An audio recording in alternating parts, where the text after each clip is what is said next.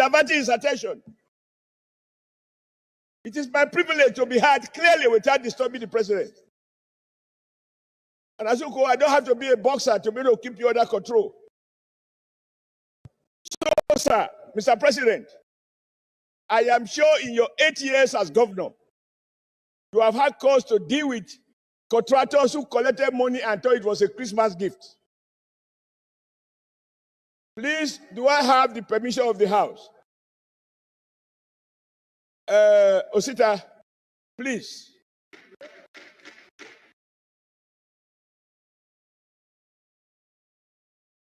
So, sir, my first question. Who is complaining? Is it the committee that awarded the contract? Is the minister complaining? If the minister is not complaining or is pretending to complain, should we not make exactly the same anger on the minister as well as his agent, the contractor?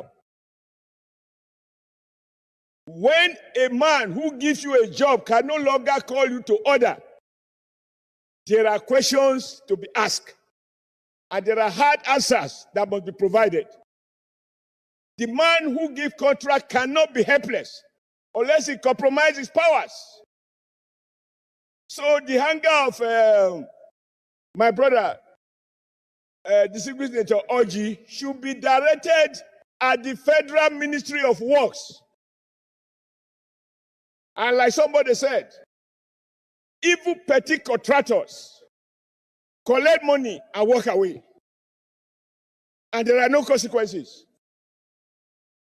And I want to ask for those of us who have had the privilege to give jobs, even in our personal capacity, when you pay your contractor with evidence and you have agreement that says once you pay a job is done.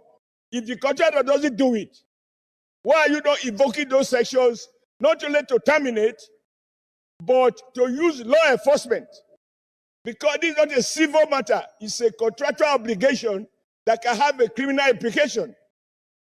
And then get the security information agencies to recover the portion of the money that has been paid and for which no job has been done.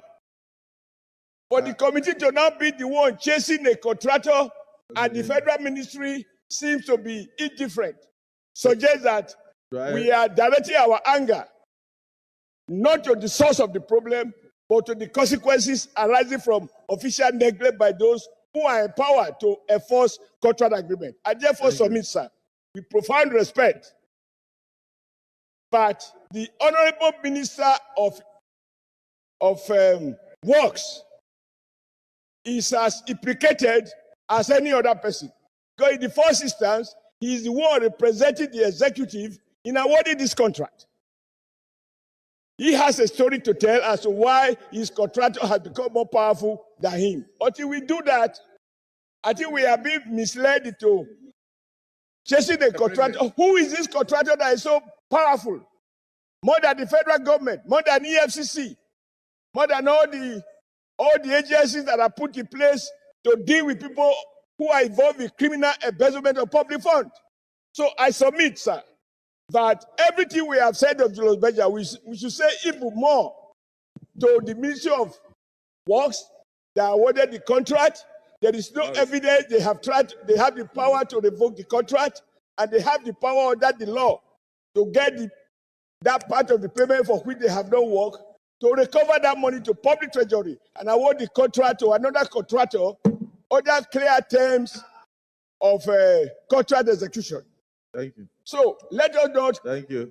Let us not shy away from the root cause of the problem. May we not engage anyone that is beyond our capacity to bring under control. Don't hire who you cannot fire. Thank you. Thank you, sir. Well, let me point of order, sir. Point of order. Let me give an opportunity to the point of order, Mrs. All right, guys. Good morning, good afternoon, good evening to every one of you. Thank you very much for your time with us. Our presentation continues. I just wanted to quickly come in for this particular video that I played now from Comrade Adams Oshomole, or rather Senator Adams Oshomole. You know, some of you might not understand it much properly because Oshomola is very, very bitter, angry how a contractor handled the work and money being questioned and all that. But the reason why I have to play this is to bring some of my Dolite memory back, to remind you guys of the 30 billion water storm project that happened in Edo State. You listening, Nigerians, you listening to Oshomole right now, you might think that this man is fighting for you. He's not fighting for you. 30 billion water storm project that happened in Edo State under Oshomole. Obaseki failed woefully to probe Oshomole at that time. He promised though. He promised 3 times. He promised the first time, and we continue to monitor him. We called him out several times, and then he promised again for the second time that he's going to probe Oshomole for the 30 billion water storm project. Then the pressure continues to pile up on him. Then he promised again that he's certainly going to probe Oshomole. Obaseki failed woefully in probing Oshomole for that 30 billion water storm project. As we speak, there is no accountability or how they use the money, that 30 billion water storm project. Obaseki could not dare look into Oshomole's face to ask what happened to 13 billion water storm projects. Obaseki ended his tenure by building Labour House in Edo State and named it under Oshomole. That was what he did. So if you see these people speak like this, in most cases, they want to deceive the gullible Nigerians, you know, that they are saints. They have not done anything wrong or anything. But I'm here to remind you guys that these people cannot and can never be trusted. Thank you very much, my people. I appreciate you all. Good morning, good afternoon, good evening to you all once again. We are here to continue with our presentation today. I never wanted to talk about politics today, but I understand there's a lot of things to talk about today. I decided to bring it here. Thank you very much, Mother of all Mommy Diaspora. Good evening to you, Mommy. Thank you very much for all that you do. We appreciate you always. Thanks for being there with us. Always, always, always. Thank you very much, Mr. Johnson, Emmanuel. I can see you, sir. Thanks for all that you do. I appreciate you always. Mavis Omari say, Mike Akyombare. Sabovo Konga is with us. Peggy Modi is with us. Thank you very much, my people. I appreciate you all. Pacha no fame. Yes, I can see you right there as well. Kristen CXL, I can see you right there with us. God bless you, my brother. Grace Home and Properties. Thank you, Olarawanjo. Adioso, thank you very much, my people. I appreciate you all. Nell James is right there with us. Ariyomi Ado in the building. Antonia Ehato, thank you very much. Good evening to you. Nell James, once more, thank you very much. I saw your comment. God bless you. Madam Amen Bright in the building. Thank you very much, ma. Madam Irene's Finest in the building. Thank you very much, ma. And thanks for all that you do. Thank you very much, everyone. And those of you that are going to be joining us later on. But I'd like us to move on now as we have a couple of things to present to you guys. But meanwhile, Dele Farotimi, after Babalola, have called for his name to be deleted and be removed from lawyers' list by fire, by force. Not that he's arrested, it didn't end there, but his name to be removed for Dele Farotimi not to be recognized anymore as a lawyer. Although he was once a lawyer, can still be recognized. But what happened to his profession, like his degree? You know, people will still, you know, although he cannot practice anymore in Nigeria if they succeed in doing this. Yeah, this is the reality of our country. You are seeing all this. But we have one or two persons that would like to say something about this. Let's listen to this quickly. Wrong. That's a futuristic conversation in that at this point in time, a criminal, you know... I wanted to speak on his behalf. You know, I would have said, if I find that very same day, Farotimi landed in prison. Now it's clear that he was wrongfully imprisoned based on what we now know about the law. You know, and then you move from there, you go and try to file, you know, a case against him in the Federal High Court under the Cyber Crimes Act. It's obvious that you are shopping for something, you know, beyond the justice that you actually do deserve. So I support Chief Babalola's quest, clear his name. I have absolutely no issues with that. The allegations that were made against him are grievous. You know, we know how serious Nigeria's issues are with regards to the judiciary. We know that a lot of Nigerians believe that the judiciary is not doing well enough, for Nigerians. So, Mr. Shokuto, let me put you on hold. I have very limited time left. The entire judiciary system is corrupt, which you have also said, that the justices of Lagos State are corrupt. He must have to come and prove it. Now, I've just asked a question, which the other man, dodged away from that. Section 373 and Section 375 of the Criminal Code. Is it in existence? Does the law of Ekiti, can it override, a constitutional provision in line with the spirit of the Nigerian Constitution? Because, I said I'm not a lawyer. I only read it out. My take is this. When you want to have sympathy for the way and manner you are alleging on forum shopping, please have sympathy for all the lawyers. He was not the one that sent them to law school, please. They have children, they have wives, they have families. Have sympathy for them. None of you is even talking about sympathy for the people that he said they were corrupt. And even today, let me even tell you, do you know this matter in question? Is it about an erroneous mistake made by the Supreme Court then, where somebody has purchased a land, he paid you, but because you went to court against the Lagos government and you won the matter, you now want to claim the entire land, and the man went to court and said, no, you have sold the portion to me. It is the same people that now gave job, to Dele Farotimi that time. So it was not even a question of anybody trying to call it judiciary. The people Babalola work for are the people that paid, and they have their receipt. So I want to take, because of time, just in 30 seconds, quickly to you, 30 seconds. He has now been dragged to, or reported to, a petition has not been submitted to the Legal Practitioners Disciplinary Committee, seeking the removal of the lawyer from the role of Nigerian legal professionals. Some will say that that's a bit too high-handed. What 30 seconds? But what do you make of that? No, it's not too high-handed because it is in their own legal practitioner rule, which they know. The rule is 15.1, 52B, 53A, 1G of their professional conduct by lawyer. It is stated by the legal practitioner committee. Right. Once he has violated it, he has to go. So once they are gone against it, he must be punished. I have another guest waiting, so I want to also give 30 seconds each to Mr. Shokuto and Mr. Akpologu. For your final words, please, 30 seconds each. I think that the attempt to debar Mr. Farotimi is a joke because defamation cannot be so severe that you deprive the man of his. What is the crime he has committed? Look, let's focus on the common good for the country. This whole case is being approached and prosecuted in a manner that will leave Nigeria as the loser. We must pursue the rule of law and the climate that will promote, progress for everybody in the country. Mr. Akpologu, your final thought. Characteristic style said, what I witnessed today is our Dakeri, Saku show. He was arrested and charged with criminal defamation on his birthday, April 22, 1988. He was charged before a magistrate court. Again, you can trust Gani. He went to the state high court to challenge the validity of the charge. That he didn't disclose any offense against him. He won the case.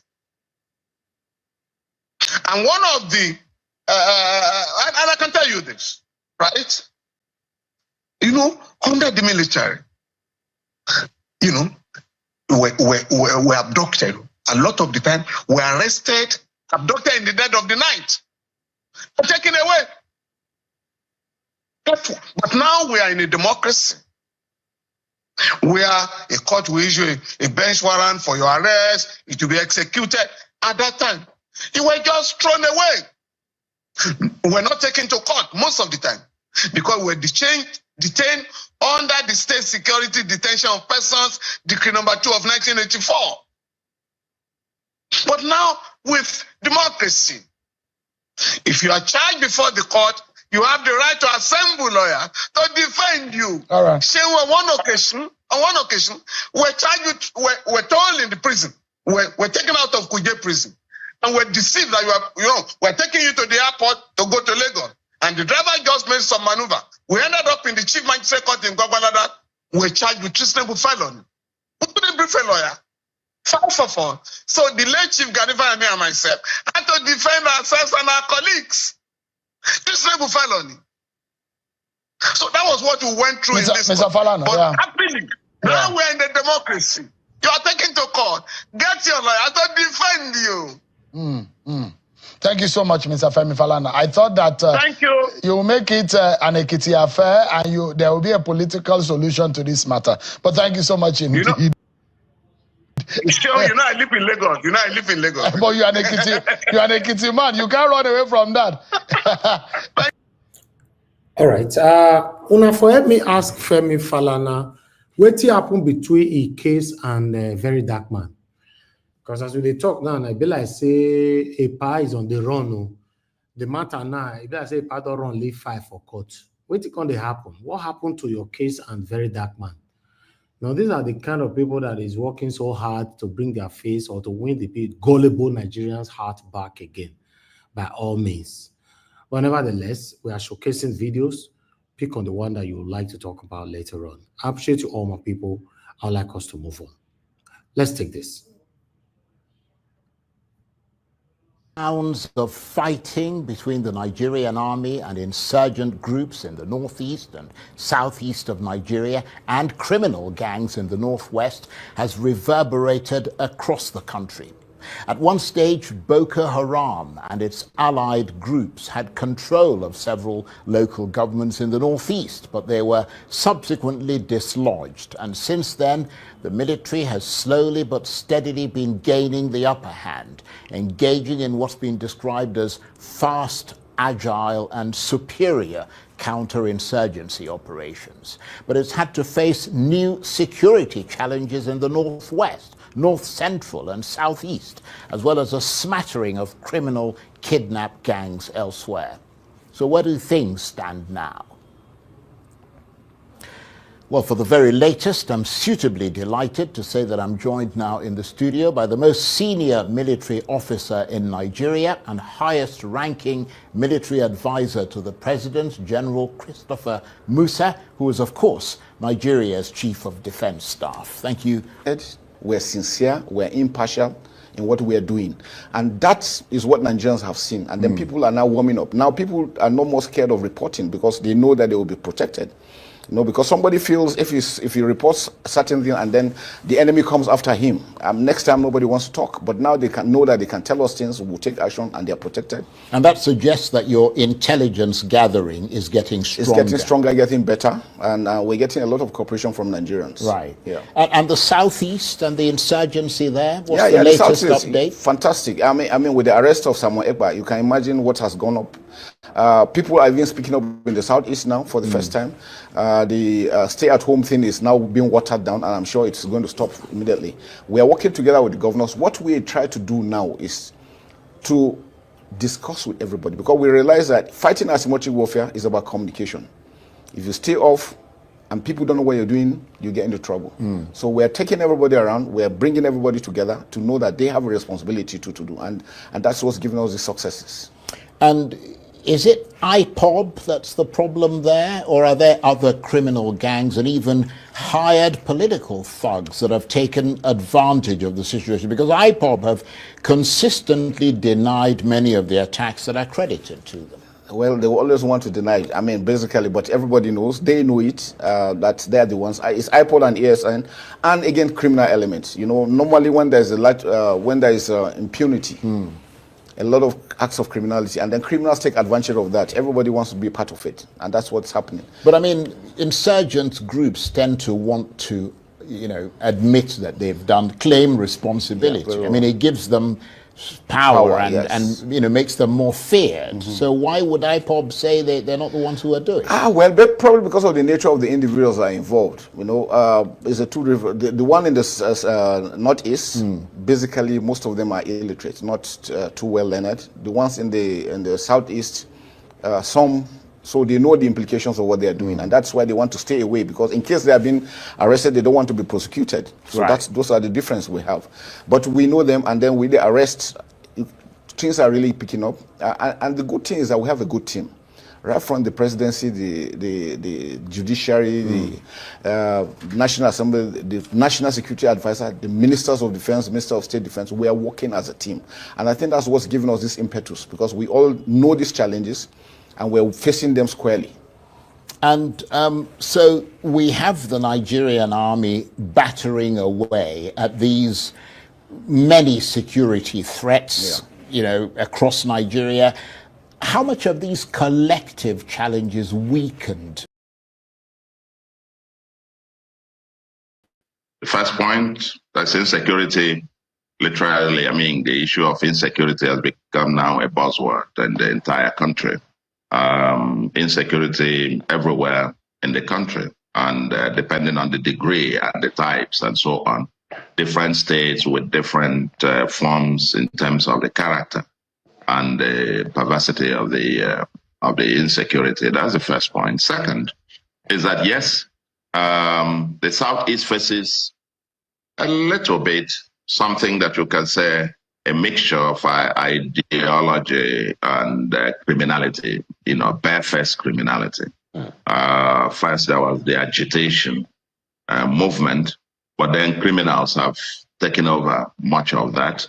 They're now in the bush and involved in a lucrative criminal enterprise, kidnapping, as the case may be. But again, I have to also put a footnote that part of this is also a lot of hype. If there is one incident that goes in the era of social media, it goes right around as if you get to the place, bullets are flying over everybody's head and so on. I mean, when you talk about sit at home, yes, to a large extent, I would say it's still half of the Southeast. You still find that. In my state, the battle is on. The capital city and the environs, there is no such thing. In some other cities, yes, maybe in the morning, some people still want to see how it goes from 12 o'clock, and then people are out there in the street. But we're very, very focused on tackling this. In fact, by Monday, Tuesday, we will be launching major all-out initiative that we're coming out full scale in terms of what we can do at the kinetic level in terms of matching this force, as it were. We'll be launching what we call Operation Udogachi, and that is that peace must prevail, as it were, Monday or Tuesday. But then following this at a deeper level, because there is some ideology to this, following it with longer, medium to longer term non-kinetic approaches, mobilizing the people to realize that this is plain criminality. They're not just because we're fighting a situation where the people have been brainwashed to believe that the criminals are, in fact, they are liberators. And that's a very, awkward situation. And so you don't even know who you are, almost like in a guerrilla warfare. You find these guys in the bush. Some people believe that they are the actual liberators for them. Yeah. And then you are the one, have to explain to them that these are the kidnappers, these are the criminals. And that by telling you that the People's Democratic Party has asked former President Goodluck Jonathan to contest the 2027 presidential election on its platform. PDP's Deputy National Publicity Secretary Ibrahim Abdullahi made this known on Saturday. He emphasized that it would be a regrettable development if Jonathan chose another party for his presidential bid. Abdullahi revealed that the PDP had been eagerly awaiting the former president's return for a second term, stressing the party's continued connection to Jonathan's political rise. The PDP chieftain urged Jonathan to heed the call to finish what is started within the party and warned against the hypocrisy of the All Progressives Congress. To discuss this, we are... particular video, as you can see that the headline, the PDP are lobbying heavily to beg, or rather to indoctrinate the former president of the Federal Republic of Nigeria, Goodluck Jonathan, to emerge as a presidential candidate in 2027. Yes, for those of you thinking that Peter Obi might go to PDP and all that, PDP have not mentioned anything about Peter Obi. That means Peter Obi is going nowhere in terms of going to PDP. So I believe this is the best time now for Peter Obi to start, working hard either to stabilize Labour Party for a suitable pathway for him in 2027 presidential race, or something else. I don't know. But PDP, it looks like there's no hope there, as we all can see right now. But meanwhile, my last video that I have for you is coming from Barrister Kenneth Okoko on Dele Farotimi versus Afe Babalola. Let's take this. Then I'm posting out a link for those of you that want to join us so we can start coming in. Thank you. Let me first of all admit that in the archaic laws of the Criminal Code Act and the Penal Code Act that were enacted probably before I was born, you see the sections, maybe section 373 of the Criminal Code Act that governs the Southern region, and maybe section 391 of the Penal Code Act. You see traces of criminalizing defamation. However, some states, knowing that some of those provisions were part of what we inherited from the colonial masters, who wanted to shield themselves from the painful hands of the freedom fighters, they now criminalized anybody that will bring their actions to disrepute. And that was the reason for all this defamation, purported as a criminal offense. But when nations saw that criminalizing defamation may stifle free speech, because if you go to the Constitution, section 39, freedom of expression is generously couched to say a man has the right to receive idea and information and has the right to express it the way he deems fit without undue interference. So because of the fear that when you criminalize defamation, it could impinge on the freedom of people to express themselves freely. Because the greatest secret of the success in a democracy is accountability and transparency. So when people are allowed to express themselves freely, they hold the government in power accountable, and the government will become transparent. And that is why they made copious provisions in civil proceeding for any human being that is claiming he's defamed to pursue the civil remedies. So the question now is this: why is Afe Babalola pursuing the criminal remedies? Why don't he pursue the civil remedies? In the civil remedies, the two parties will bring their reasons why they made the comment, and an independent and impartial judge will look at them dispassionately and reach a judgment. In a criminal proceeding, it is no longer an offense against Afe Babalola. It's an offense against the state. And the burden of proof is no longer on Farotimi.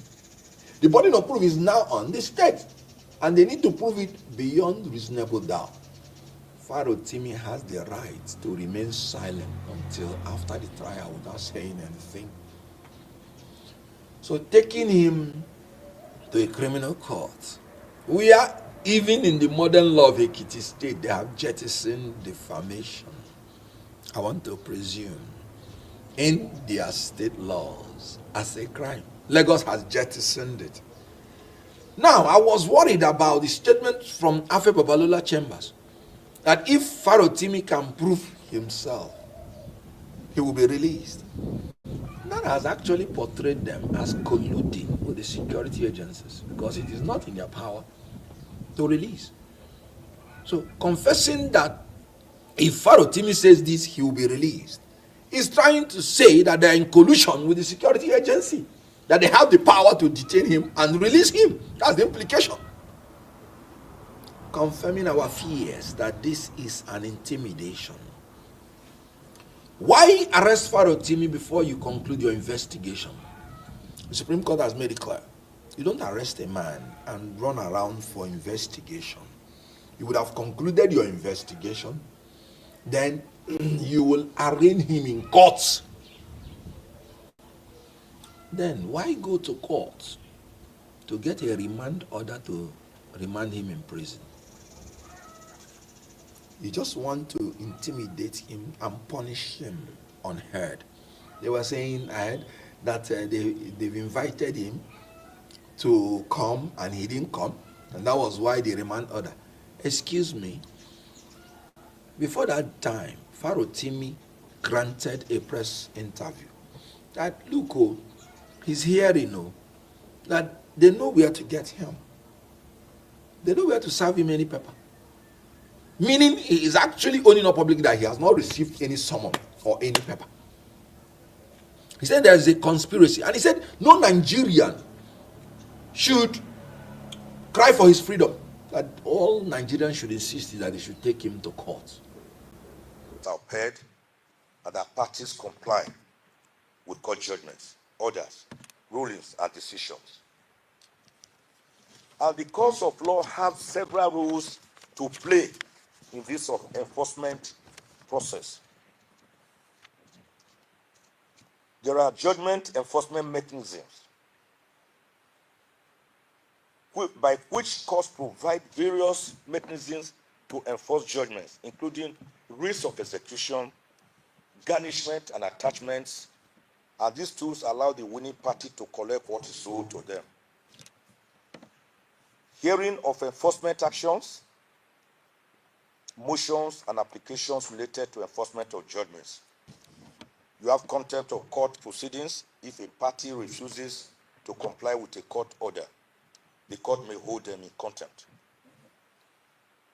Courts have judicial oversight to ensure and oversee the enforcement process, that it complies with the law and that they are legal. We have the ADR, which courts use to allow for mediation and negotiation to resolve enforcement of disputes. We have appeals and judicial review. We have equitable reliefs, which a party may also take through issuance of injunctions and such ancillary reliefs. We have support for creditor rights. We have public policy considerations. Then we have the issuance of summons. So in all this, the role of the courts is one and the same as the role of the courts in obtaining the judgment itself in the first instance. All the procedures for the enforcement and execution of judgments, whether monetary, possessory, or recovery of land or premises, as I explained above. All right, guys, I have to stop that video right there. I appreciate every one of you for your time, your patience with us. Yes, but I want us to move on. You know, in case you want to watch the full video of Barrister Michael Zehome, please, you can go to Sinoff platform so that you can watch it right there. Thank you very much, my people. I appreciate every one of you for your time with us. Please do your part by pressing on the like button to help us to share as well. But meanwhile, I'd like us to go to Kemi Badnoch. Kemi Badnoch not agree let Nigerian government rest. Now the Nigerian police now they attack now all the way from the UK. You know, me not can understand. Get what they do this woman where they make her the vest which she never tell us. You know, she say our Nigerian police they say they be ojibole, say they be thief. They take us surprise me. You just see whole Nigerian police say that the thief. Say that the thief say they go rob you, they go do this. They say, eh? I don't understand. God bless this woman. I want to stop her from talking. You know, this woman don't talk, don't be smart. But I'd like to take this article quickly, then I'll tally up with the video. This is coming from Vanguard, as you can see right there. Police in Nigeria rob those they should protect. Leader of the UK Conservative Party, Kemi Badnoch, has accused the Nigerian police of robbing citizens instead of protecting them. This one, it be as it get. But meanwhile, I'm not going to take much on this article, but I would just like to quickly tally it up with the video here. Make una hear them properly. Make una hear what she they tell us. My people, I appreciate every one of you right there. Help us to press on the like button and help us to share as well. Press on the $sign, encourage our work. Someone should at least buy us a coffee if you can. God bless you all, my people. For those of you who are joining us right now, I appreciate you all. But let's quickly listen to what you have to say here. Use them to try and destroy us. Do you trust the British police? I do. But remember my experience with the police in Nigeria was very negative. And coming to the UK, my first experience with the police was very positive. The police in Nigeria would rob us. So when people say, "Oh, I had this bad experience with the police because I'm black and they're white," I was like, "Well, I remember the police stole my brother's shoes and his watch." His shoes? Yeah, they took his shoes and his watch. It's a very poor country, so people do all sorts of things, and giving people a gun is just a license to intimidate. But that's not the bar we should use for British police. Obviously, it should be much higher. But my experience was so positive. When I was burgled, for example, the police were there, very helpful. They eventually caught the person. This is 2004, so 20 years ago. The police did catch, catch criminals. And now we've given them too much to do, in my view. So the police are the first line of defense for everything. And I think that burden makes it a lot harder for them to actually do the basics. And that's another thing that we need to look at. Let's talk about some of the social issues that have exploded. Una hear am? No, by the way, I want to. Which kind of prayer will come pray and make Kemi Badnoch make it stop accusing our country like this? This woman may not come, because the way that they talk now for UK say this woman might become the next prime minister of UK. So if you become the prime minister of UK, that's this woman versus Nigeria, and I go be. So wait, now true say our police they rob people. Madam Iris Finance not true. Me could answer me for comment section. I never want to ask my panelists with the panel yet, because me don't understand. I can a prominent person like this your command. You carry my Nigeria matter. You put on for head. Greek rest again. What did they happen? He said police they thief shoe, they thief wristwatch, they thief. I don't. Voila. I remember the day when somebody hit my car. Police people came in. I thought maybe people who want to help me don't come. They asked me, say, make I mobilize them. Make them for help me arrest this guy. So you need to mobilize them. I said, how? What do you mean? Mobilize you with what? He said, no, I need to mobilize them. I said, hi, God. When are we going to get? Although we have good Nigeria police, though, not all of them. I cannot stand with anybody saying all of them. Yeah, I cannot generalize, but it be as it gets. Now, to go find how want to, especially those of us that live in the United Kingdom, we'll go beg Kemi Badnoch. We'll go beg her. Madam Iris Finance, we'll go beg this woman. May she shish, at least. May she shish small. You expose our government everywhere they go. See our police now, they are now Ojibole. That's not nice. Black Panther, you say wait. Black Panther, they say Nigeria was whether not lie. Not true. Me they ask you now, not true. Say our police they be Ojibole. No. I make me they ask now, because we need to go and beg her. Say, okay, if there's anything we have done wrong, please forgive us. It's enough. This battering everywhere is too much. When they go beg Moses, where Shetima talk now, this our sister now not Greek rest. Since we our vice president go to plant for matter we no concern now. If you don't abandon them, But meanwhile, I like us to move on. Thank you. Voila, what a country. But meanwhile, let's listen to this. Let's quickly go to Edo State. Then after this video, we're going to start talking. Walkie governor, walkie governor, walkie governor, walkie governor. Walkie governor just visit EBS. Me not see EBS. This one now, Edo State Television. Edo State Television. Maybe this one. This EBS, I felt work for year. During, I don't know how many of you know what they call beat and laugh. I don't know where most of you don't grow that time or not still remember. If you know beat and laugh, you supposed to know me. Now when they conduct beat and laugh that time, me and Blessing and all those youngest landlord, all those people, now when they do beat and laugh that time. You see this BBS, so that time, as it be that time, as it still be now.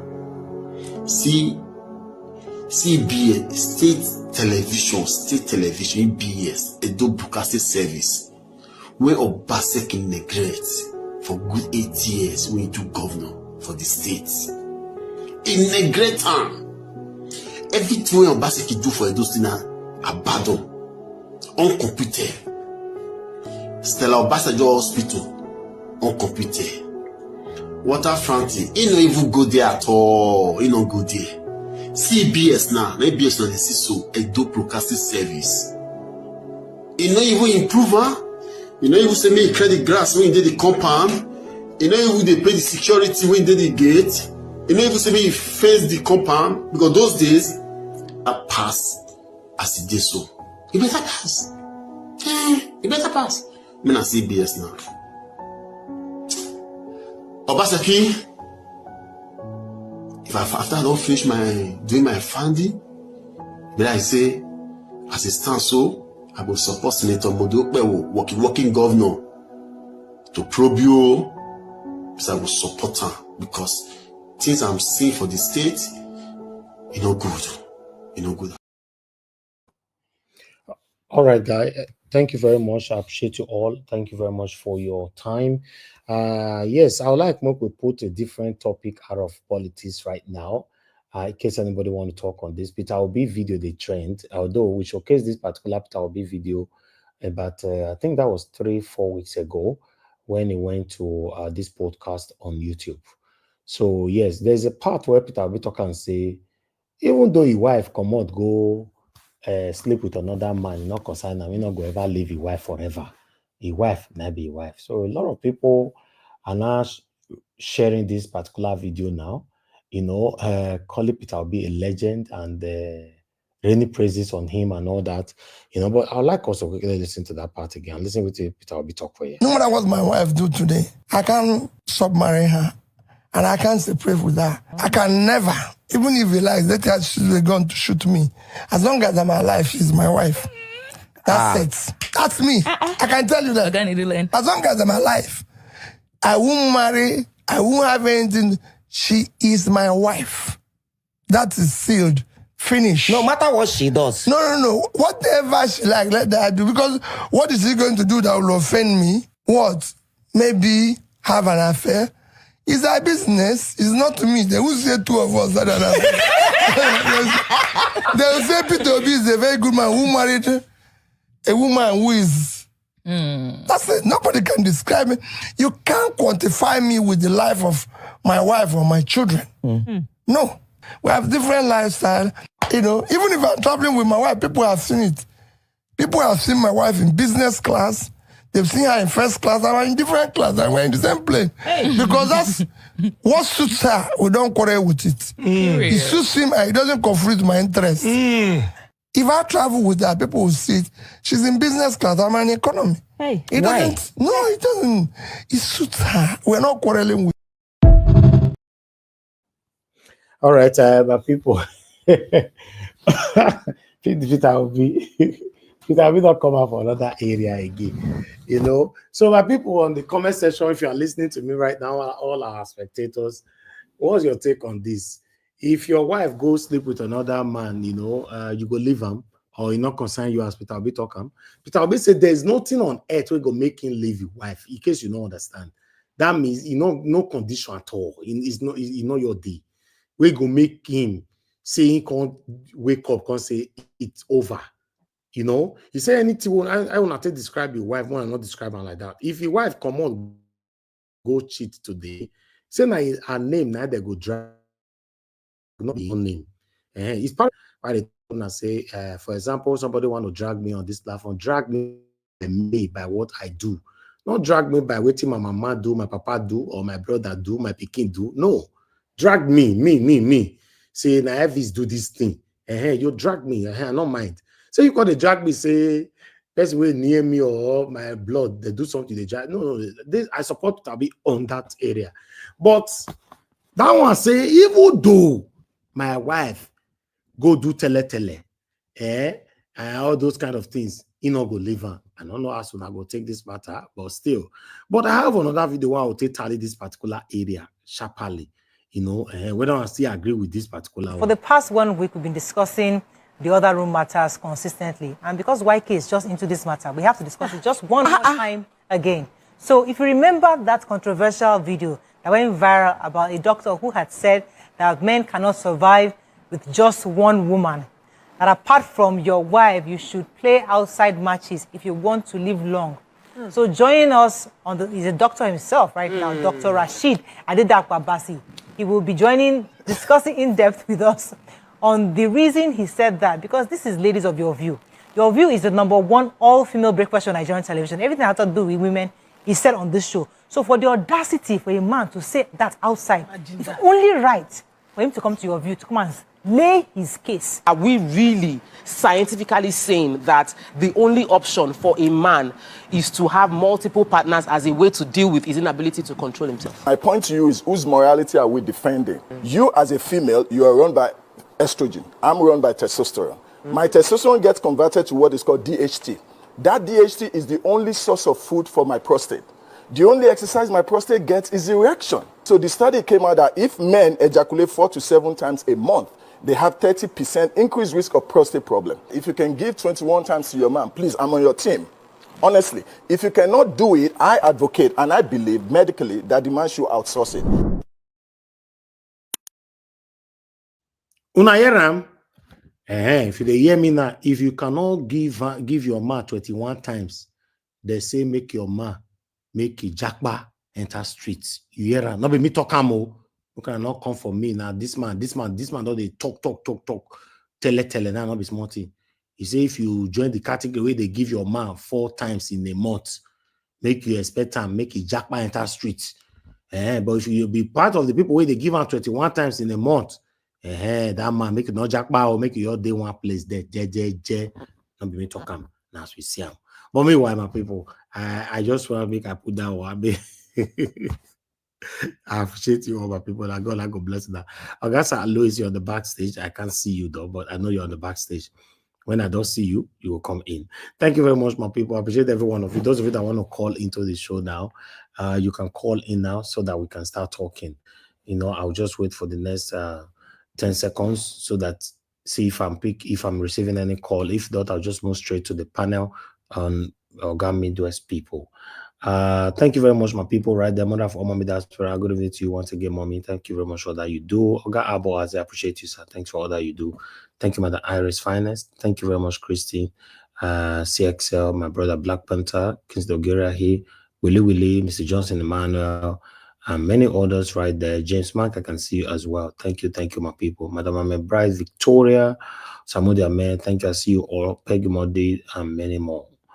John Collins, I can see you right there. Thank you, my people. And God will bless you now. Please help us to press on the like button, help us to share, press on the $sign, encourage what we do here as well. But meanwhile, no cause is coming in right now. I'll just quickly move to Organ Midwest people. Organ Midwest people, if you are there, please talk to us, sir. Good evening to you. Hello, good evening. Yes. Did they hear me? Yeah, they hear you, sir. Thank you, sir. If you know, you feel give the next person first.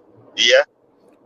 Okay, no problem. We're not plenty. The next person not go to after this person not speak now that it don't finish with that, you know. Not plenty today for the panel. But I'll come back to you. Thank you. Okay, Mother Patricia, thank you very much, ma, for joining us. Good evening to you and happy weekend to you, ma. Please talk to us. Good evening, Mr. Elvis. Happy New Week to everybody. Thank you. Thank you very much, ma. Good evening, Mommy Diaspora. Good evening. Of course, to where are all our people? Where are they? It's a new week. Please, people should come more. I know they are listening on the background. But Mr. Elvis needs more people here so that the broadcast can last a while. There's many topics that have been presented here today, so they need to be addressed. Thank you so much, Mr. Elvis. Please like and share. It's important. Hit the $sign as well. Thank you. Yeah, I came in because of the which one's the figure? I beg it. So many things. The Babalola and Farotimi case still there. You know, I'm looking at it from the angle of the guy that was shouting, the lawyer that was defending this injustice. You know, and still he was speaking on behalf of the Babalolas, and they want him to be removed, his name to be removed as a lawyer. You know, they want to defame him from being a lawyer. Just, I mean, how? I don't understand. Is it a court? I mean, I've been hearing that it's like the justice system is a court, because it's only, I mean, if somebody went to school, he got his degree, and now you are, I mean, you didn't pay, you are not the one that sponsored him. He got his certificate and everything as a practicing lawyer. He was called to bar. And then, and now suddenly they are saying they should remove him, discharge him from being a lawyer. How? Is that possible? Is that lawful? Why do they want to do that? So, which means it's a cult. That gives an indication that there is something, the law they practice in Nigeria is a cult there, because which means none of them can come out to blow the whistle. That's what it means. He has breached their secret court codes. Because otherwise, what did he say that is wrong? Is it not what Nigerians are facing? Is there justice? Really, in Nigeria, is there justice? If is truly the justice system not corrupt? I mean, if they mean that he's saying what he said is wrong, then they should let him go and defend himself in court. Because the way they are going about it now, it just proves that, yes, what he has said or what is written in that book, everything he wrote in that book is true. That's all they are confirming. As far as I'm concerned, that's all they are confirming. They are confirming what he wrote. Because if it is not true, how will anybody even conceive that you can now demote him from being a practicing, from being a lawyer? He's not even practicing anymore, because he also actually abandoned that something, I believe. I think he said so at a point. I wasn't practicing, but maybe he have a friend, but he's not actually involved anymore like that because of this same thing. So if the law, if the juristic system, judiciary and the juristic department of Nigeria mean that is wrong, they should let him come with, they should take him to court, let him prove it. I mean, they are the one that is even taking him to court. They should prove that he's wrong. But I believe, as intelligent as Dele Farotimi, I don't think he will come out to allege anything like this without not having his proof to defend his case. So all this intimidation scheme they are plotting against him, it's not going to work. They should drop it. They should they should take him to court. They should stop the intimidation. Because this is just oppression, trying to intimidate him and make him pull back. But it's not pulling back. And he said that he doesn't want anybody, cried out before long, that he doesn't want anybody pleading for him. All he wants is a fair country He's fighting for justice, for the common man. So if Babalola and his gang know that Dele Farotimi is wrong, then let them take him to court. Let the court decide. Kemi Badimov, or what she called. Yes. You see, if people look, Nigerians came out last time criticizing Davido for saying the truth, saying that Davido was defaming the country, putting the country in a bad light. But what is said, was it false? That's the thing people are not willing to, handle, to admit. Look, you can love your country, you can love your child, and still be critical. Objectively, you can still do that.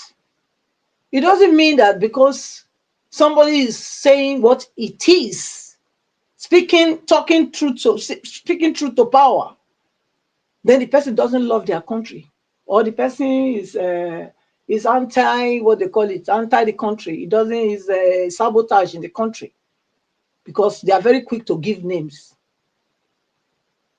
call people ugly names, because they didn't speak like the cowards or the ones that are spoiling the country, mostly. Because the people that spoil, the people that want this country down are more than those that want this country up. Because you having to criticize what Davido said, or even criticize what Kemi Badlock is saying, you want the country down. You want it down.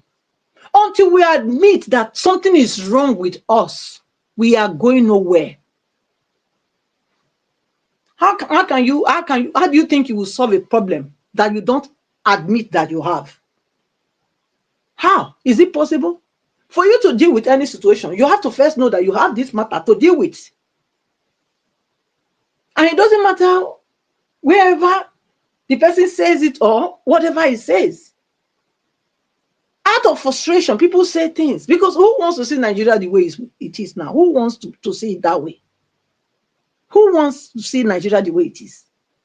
Nobody. If Nigeria is working, would they be complaining? Would they be saying things like this? No. They are frustrated, like every one of us. So people that are coming out and calling their names because they say what it is, I think you people need to go back and look at yourself properly. Go and critically look at yourself, the way you reason, whether you are reasoning well. Because I don't think you are. You are a denier of what is obvious to the blind and even audible to the deaf. What has he said, or what has Kemi said that is not truth? Nothing that they have said that is not true. That's not true in Nigeria. Nothing. Nothing that they said that is not true. And the same Nigerians are coming out to jump on. They say foreign investors will not come. The foreign investors that you are saying they will not come. You think they don't know Nigeria more than you? They know Nigeria more than you. They have their eyes there. Don't they have their embassies there? Okay, it's when Nigeria say that's when you are hot. But their embassies are in Nigeria, all in length and wide of across Nigeria. They are there. They are spies. They know what's happening. So they give feedback to their countries. What are you talking about? So there's nothing that any of them said that is not true. We have element of bad eggs in the Nigeria police. And we must admit that that is truth. There's no doubt about that. We know it. So what she said is not a lie.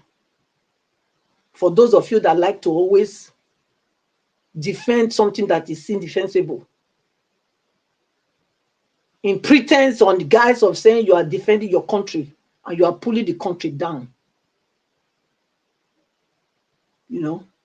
So for me, Nigeria should critically look at themselves, Nigerians especially, first. Admit your problems, that you have a problem to deal with. And let everybody fight that common evil together. As long as we are denying the facts, denying what is obvious, and using our my brother Pekin or my family member to handle this matter, we are going nowhere. We are going nowhere. What is bad is bad. Whether it's your mother, whether it's your father, whether it's your cousin, whether it's your uncle, your auntie, your son, your daughter. If it's bad, it's bad, and we must call them out. That's where I stand. Mr. Elvis, thank you. I think that's the only two matter I want to shoot my mouth with, and I think I don't do it as I'm supposed to do. Thank you. I appreciate Madam it. Patricia, thank you very much, ma. Thank you for standing for what is right and for saying it how it is. You know, we have more people like that, you know, who see white and they want to turn it to black. You know, so yeah, let's say it how it is. You know, what Kemi is saying right now, everybody know the truth, but you're still seeing most people are insulting her on social media. You know, but let's move on. Thank you very much. August, Luis, you're still on the backstage. You not turn on your camera. This is the last time we'll call you, sir. Thank you very much. Those of you that were calling in, Madam Deborah, you were calling in. I'm returning your call quickly so that you can speak quickly. You know, Madam Deborah, please pick your call on time. Guys, help us to press on the like button. God bless you all. Let me see if Madam Deborah is going to pick right now. Because Madam Deborah, you were calling when Madam Pacha was talking. I don't know if you are not following the time up. Hello? Hello, madam. Good evening to you. Thank you, ma'am. Good evening, Mr. Elvis. Yeah, you were calling when someone was talking on the panel. I'm so sorry. Yeah. It's like I'm not following The real time. Yeah. Okay. I'm sorry. Please talk to us, ma'am. Thank you, ma'am. Good evening to you. Viewers and commenters all over the world. Just a quick contribution to the broadcast. I want to first start with the video you show about that man that was, I don't know which research where the research was conducted, but to me, I was listening to actually get clarification, because what he is trying to say, which I don't know, but I just assume he's trying to relate it to preventing prostate enlargement for men. But the last time, medically, the last time I checked, it's even men that have multiple wives that are more prone to prostate enlargement. So I really don't know where he conducted that research.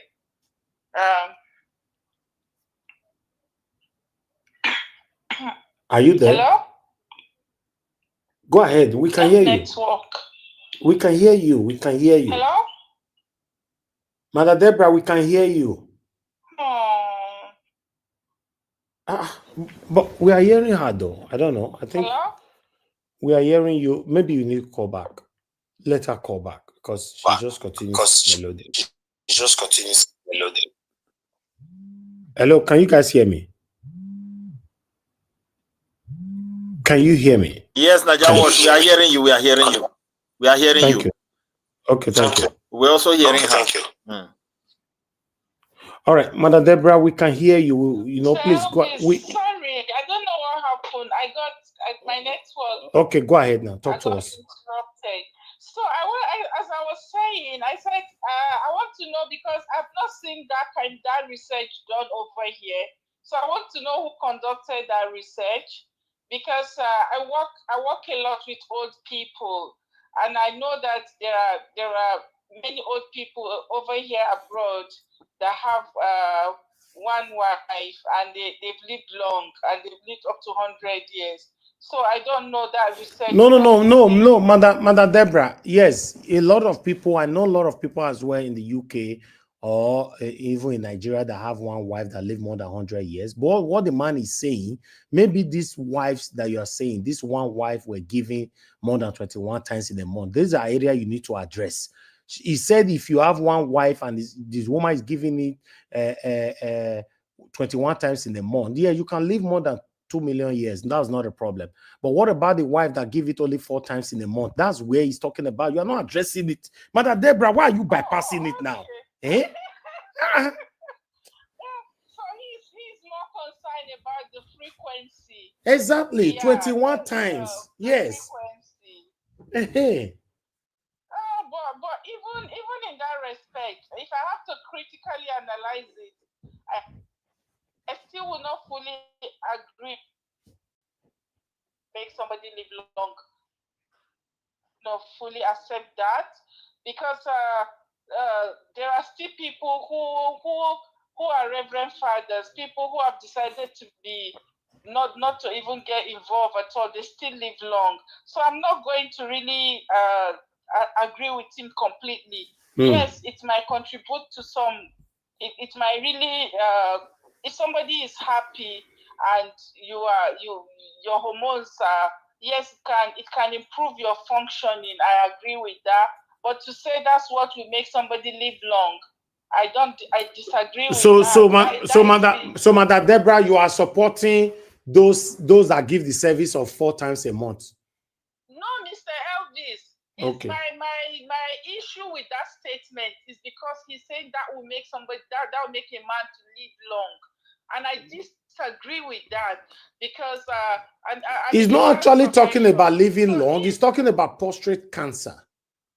If you don't give 21 times service in a month, a man will have prostate cancer. That's what he's saying. Yeah, but I still will not agree that there are many reasons why. Okay. There are still a lot of men that don't even get involved. They still don't have.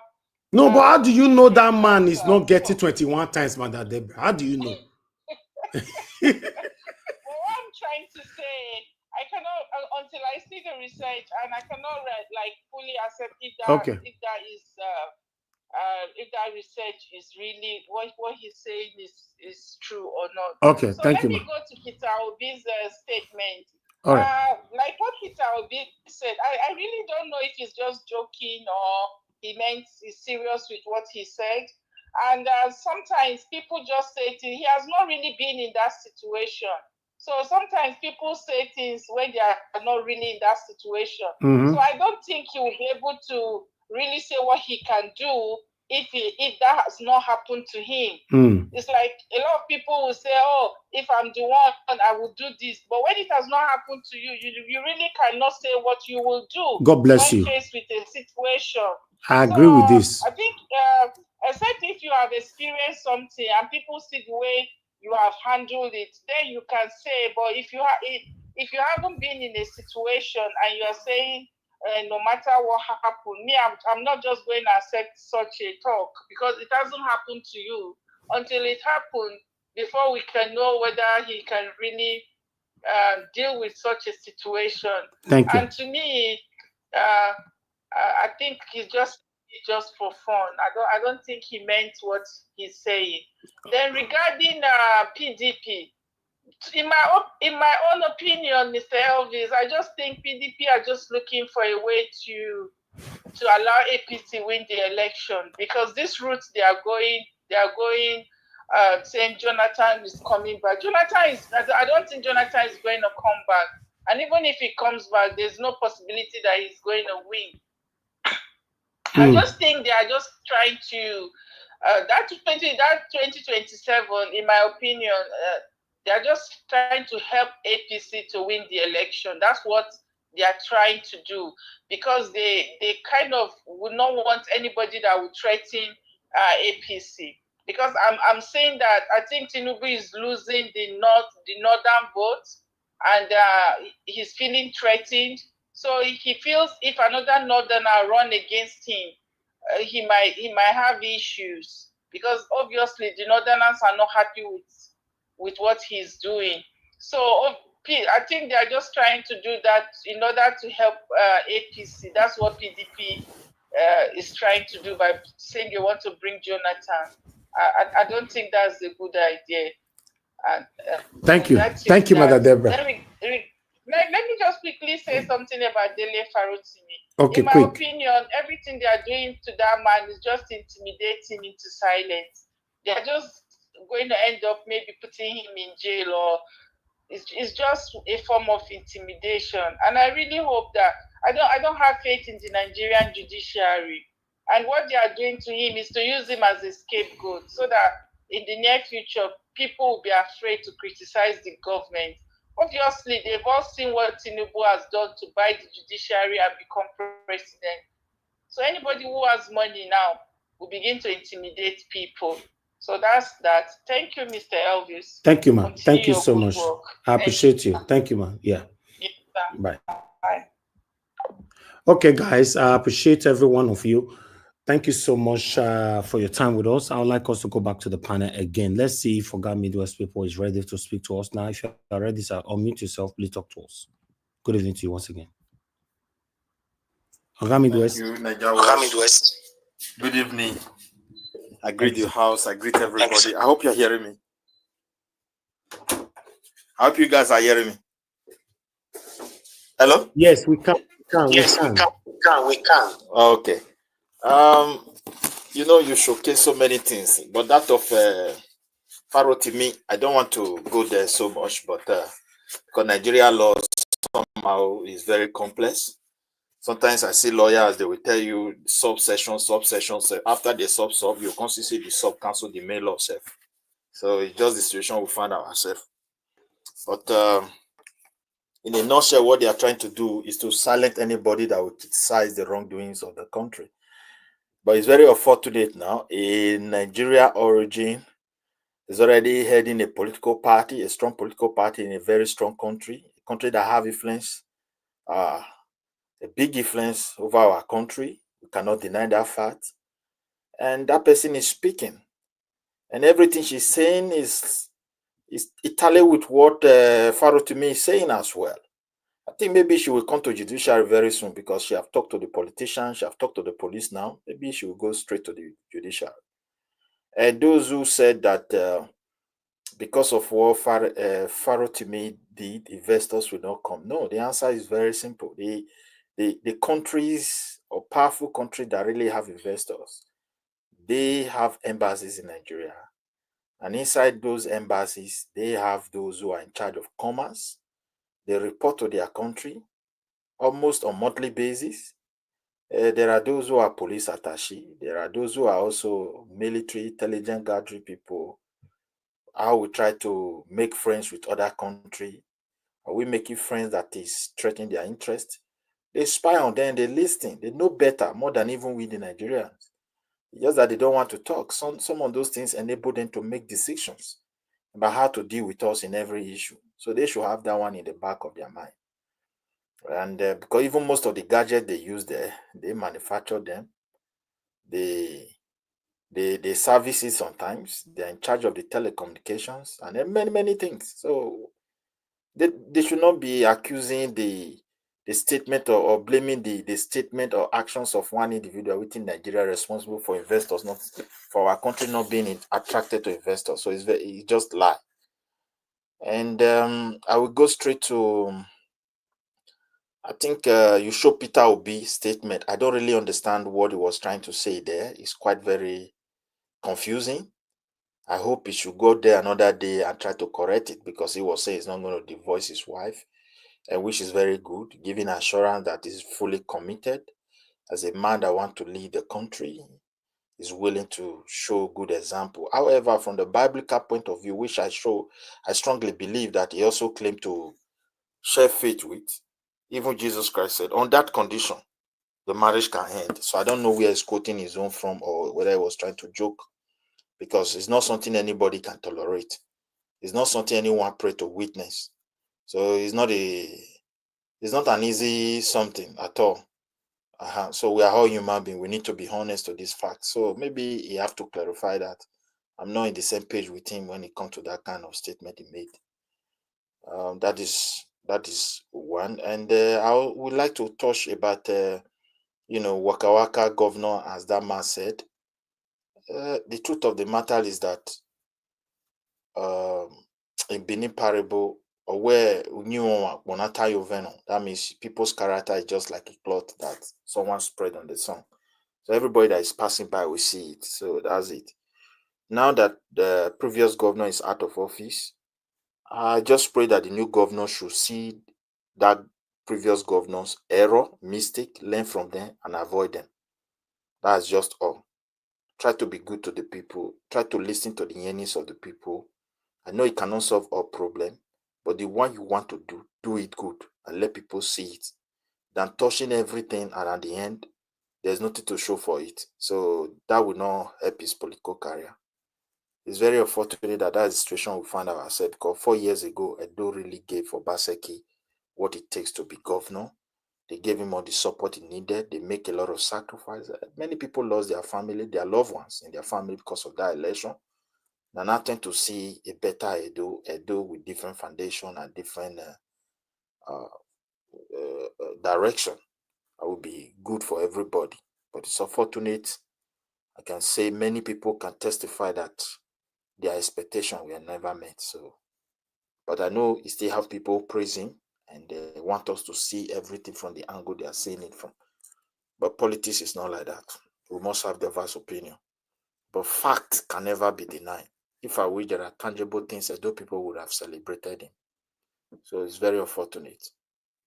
So you also show something I wanted to talk about. I'm trying to recall it now. What was that? Cannot remember precisely. Okonkwo, trying to talk about the laws of Nigeria and where those laws came to be. The thing is that every country differs. Sometimes defamation, even in advanced country, can be criminalized. Depends what the law said. So, because if you want to call anybody anything, have fact. And I strongly believe Farotimi have fact. He has so many facts to this issue. And many Nigerians also agree. Many lawyers within the space of Nigeria, they agree as well. So, for that issue, it's not all that are civil.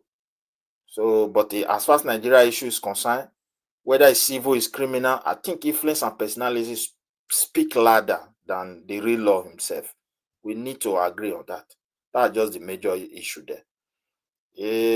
Concerning the military, who said they are winning, they are doing everything. We really need to commend them. They are still making sacrifice. They're doing their best, the best they can, and they should do more. We expect them to do more, because it's not really easy confronting all these levels of insecurity across the country, northeast, northwest, central, southeast, even southwest, south, whatever, every region. So things are just happening, and they need to confront those things and bring peace to people. So we need to support them. We need to commend them, and but we should also tell them to do more, because if a country is not safe, is not secure, you cannot expect that country to prosper. That's just the fact. Insecurity scares people. It scares investors. It disorganizes people. It doesn't encourage people to be focused. So that is why it's very important, particularly the situation we find ourselves in Nigeria. So, but the only pain I have is that sometimes we are not seeing people be persecuted. So I don't really understand how they really fight. That aspect is quite worrisome, whereby you don't see criminals be persecuted. Sometimes they will tell you people sponsor them, and they don't arrest these people. They don't question them. That is very, very worrisome. They need to change that. They themselves should demand for it, so that we know that they are serious. They should demand that so name has been mentioned. How did you investigate them? That's it. They should ask. So not everything kinetic. They are shooting precise weapon, precise ammunition. Sometimes those ammunitions, all of them are not war front something. Some of them need a lot of intelligent gathering and persecution. This is my own take on that. Thank you, Niger Wash. I just have a few things to say, so I can give space to another person to also echo their own view. Thank you. Niger Wash, are you there? Hello? All right. Yes. Yes. Can you hear me? Okay. Yeah. Okay. Thank you very much, Oga Midwest people. Thanks for your time and thanks for your submission as well. Okay. We have 2 more to go. Oga Odua, it's good to have you on the show, sir. Good evening to you. Please talk to us. Good evening, Mr. Najawash. Happy Sunday. Thank you, sir. Happy Good Sunday to evening, you. everyone in the panel. Good evening, mommy in diaspora. Happy Sunday, ma. Thank you for all you are doing and all you will still do. Thank you very much. Thank you, everyone, listeners, commenters, and viewers. Good evening, good morning, good afternoon to all. Depends on your time and your location. Well, the topic of today, PDP called on Jonathan to run for presidency in 2027. Mr. Obi don't have chance in PDP. Well, thank God.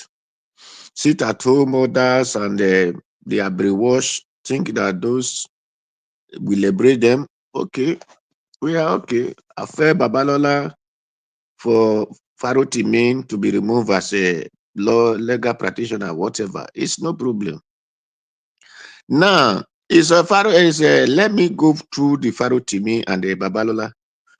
Was the Babalola the one who built the school or formed the law foundation of Nigeria that is not telling the Nigeria to remove Farotimi from practicing law?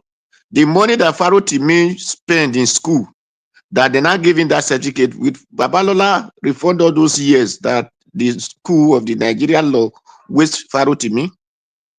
Because when Nigeria just get up, those criminals who occupy positions think that they can intimidate people in the name of they are old people, they say respect to elders who did not respect themselves, or they cannot talk in other language. They now have people to claim that you are worthy of this degree when you are not capable of the degree at all.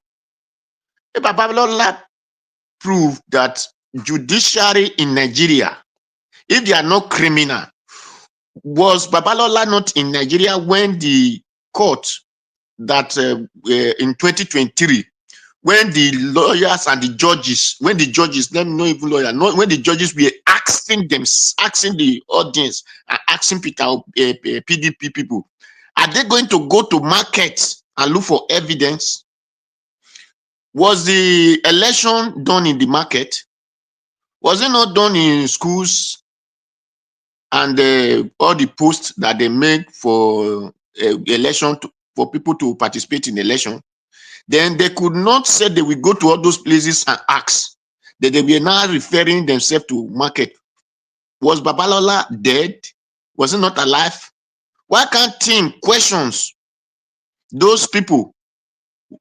Because I think it was 5-man panel, whatever they called their panel that time, that we are sitting on that case.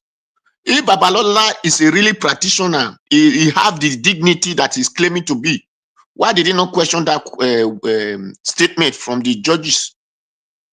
Then when they were using FCT as a criteria that you must have 25%, then in the time of Abasejo, it was lawful.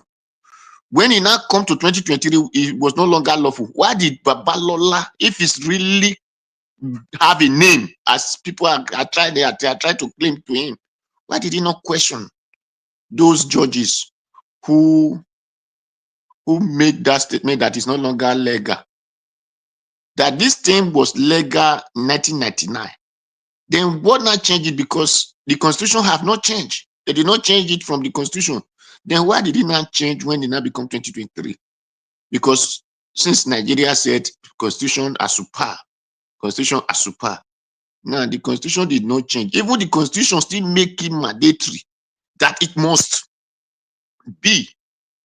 Then why wasn't changed in the court? So these people did not have moral to be respected. And people are not claiming them that they are building name. Which useless name do they build? If they build name, with Nigerians be running away from their country looking for a favor elsewhere to survive in life, when there is no road in the country, a country that they say people build name, that they are saying that the judiciary have been imprisoned, have been captured by it is the president that gave them. Was Babalola not alive when in the Buhari era that people could not go to farm, people could not travel from one state to another? Was Babalola dead? What did he do that prove he's a legal man, that he knows his rights? So all these nonsensical elders that people claim that build name, they build nonsense. They did not build any name. The book of Proverbs said, Proverbs 22 said, good name is better than great riches. But what these people are building is riches, not good names.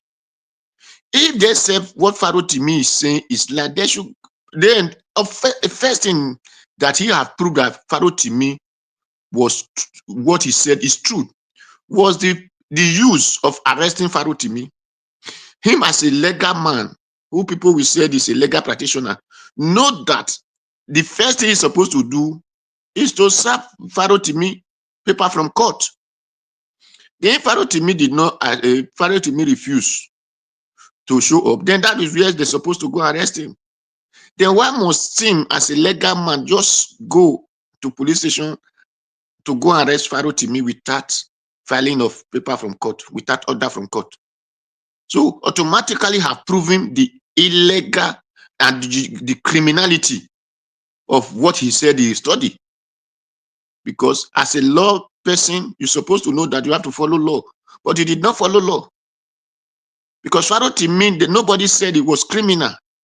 Nobody came and said Farotimi have a weapon that, because of that reason, that is why they rejected and they had to use force to go and arrest him. No.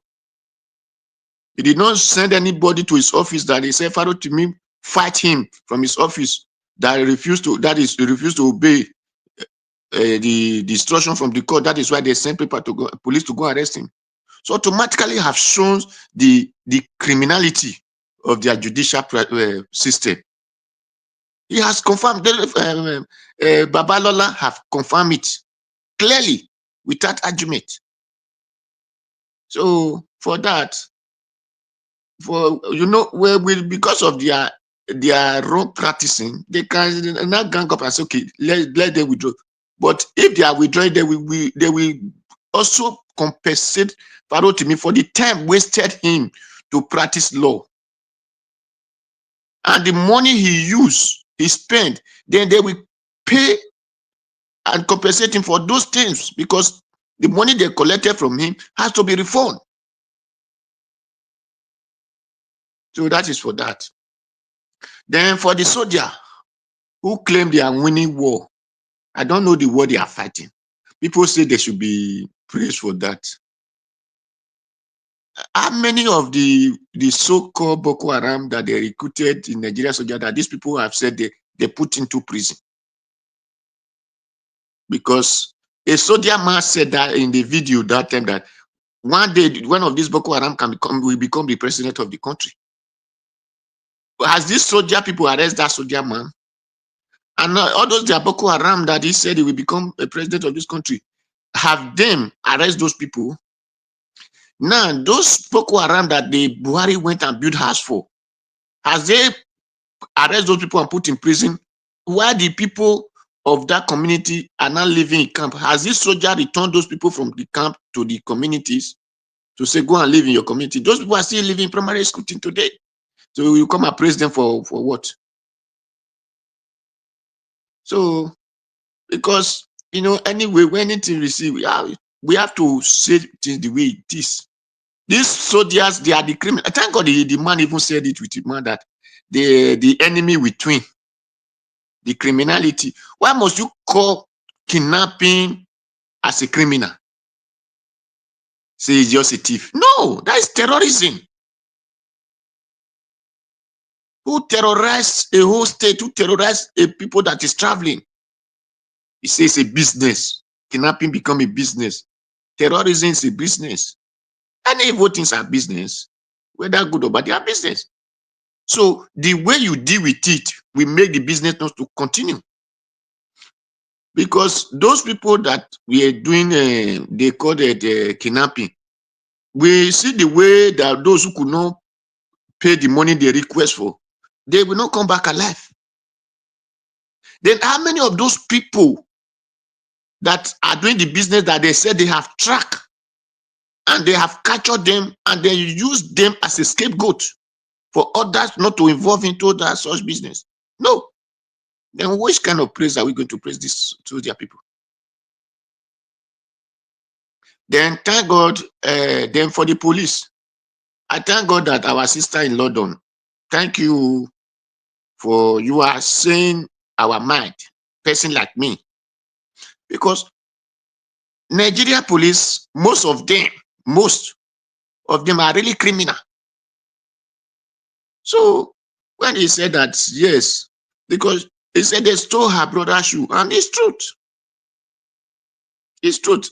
Okay, is it not there before yesterday? Nigeria was we are showing aviation minister when he said that those in airport, when you come down, they will search and search and search. The thing you bought, you want to use for yourself, they say, come and give us bribe before you can take it. I bought shoes that I want to use for myself, then give to my brother. I had to give, they said no. The thing I bought to, they said, how much do you bought this? They want to come and calculate. And start saying, it is not something for sale, it's not quantity of that.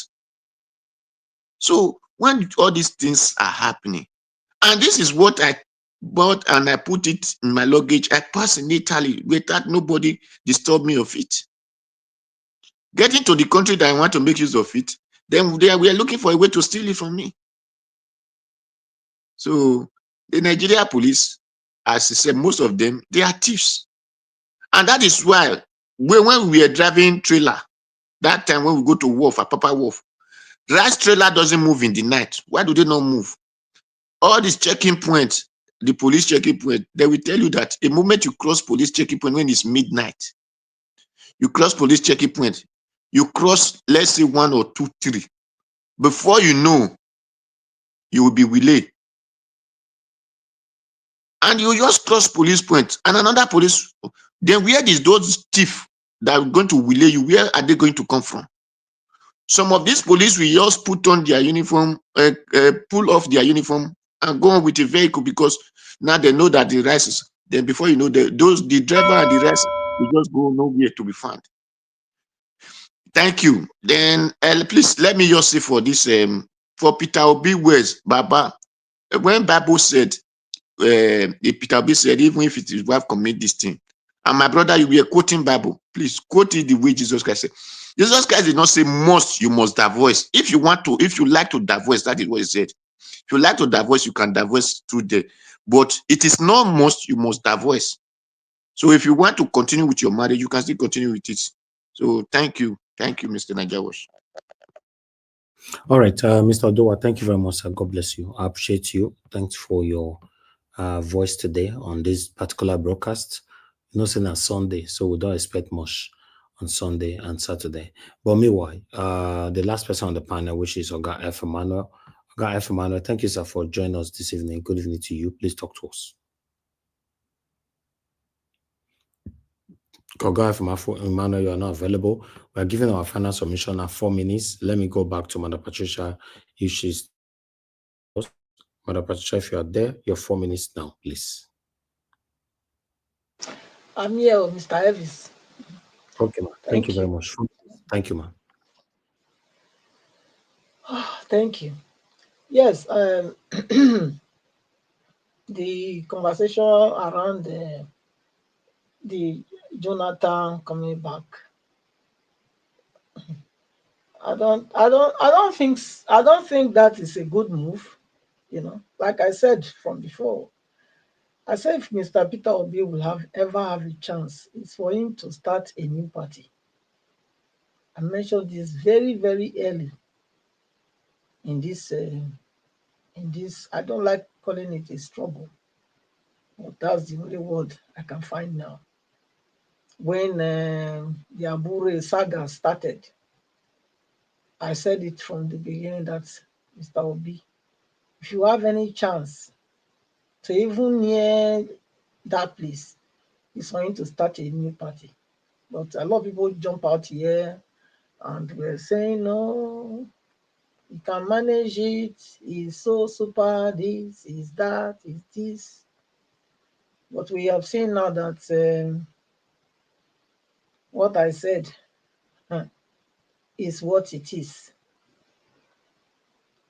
And the way I'm looking at it, he has lost momentum. Yes, he has lost momentum because the same fire that was there is not there anymore. Not from his part, but from his from the people that believed in him before. Many people don't believe anymore because so many controversies, so many when there are too many masters in a ship, it will definitely not arrive where it's going, or it might even sink. That's what I see happening. So I don't know what it's going to do, but the way I'm seeing it is like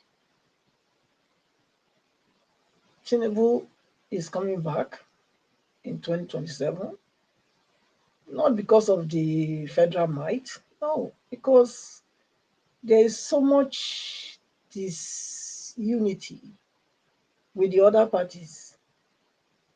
And the one that was supposed to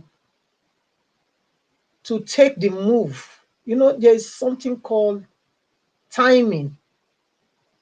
There's something like the right time to do things. The right time. That right time is gone for Mr. Peter Obi, as far as I'm concerned. It's gone. It's gone. So what I would say is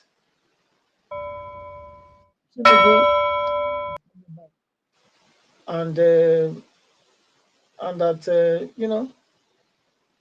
let's see what's going on. The baby step is taking. If he's taking the baby step towards the regional governance and all the other things that he has put on the table, the tax reform, the local government autonomy, all these things, if truly they can implement them, I think that will do Nigeria good. So I'll leave it there, Mr. Ellis. Thank you. Okay, Mother Patricia, thank you very much, ma, for coming in today to put a voice to this broadcast. I appreciate you. Thank you. Midwest people, your 4 ministers now, sir. Unmute yourself, you're there. 4 minutes. Yes, on Najawash, I greet you. I still want to put mountain to this Jonathan, calling upon Jonathan to come back.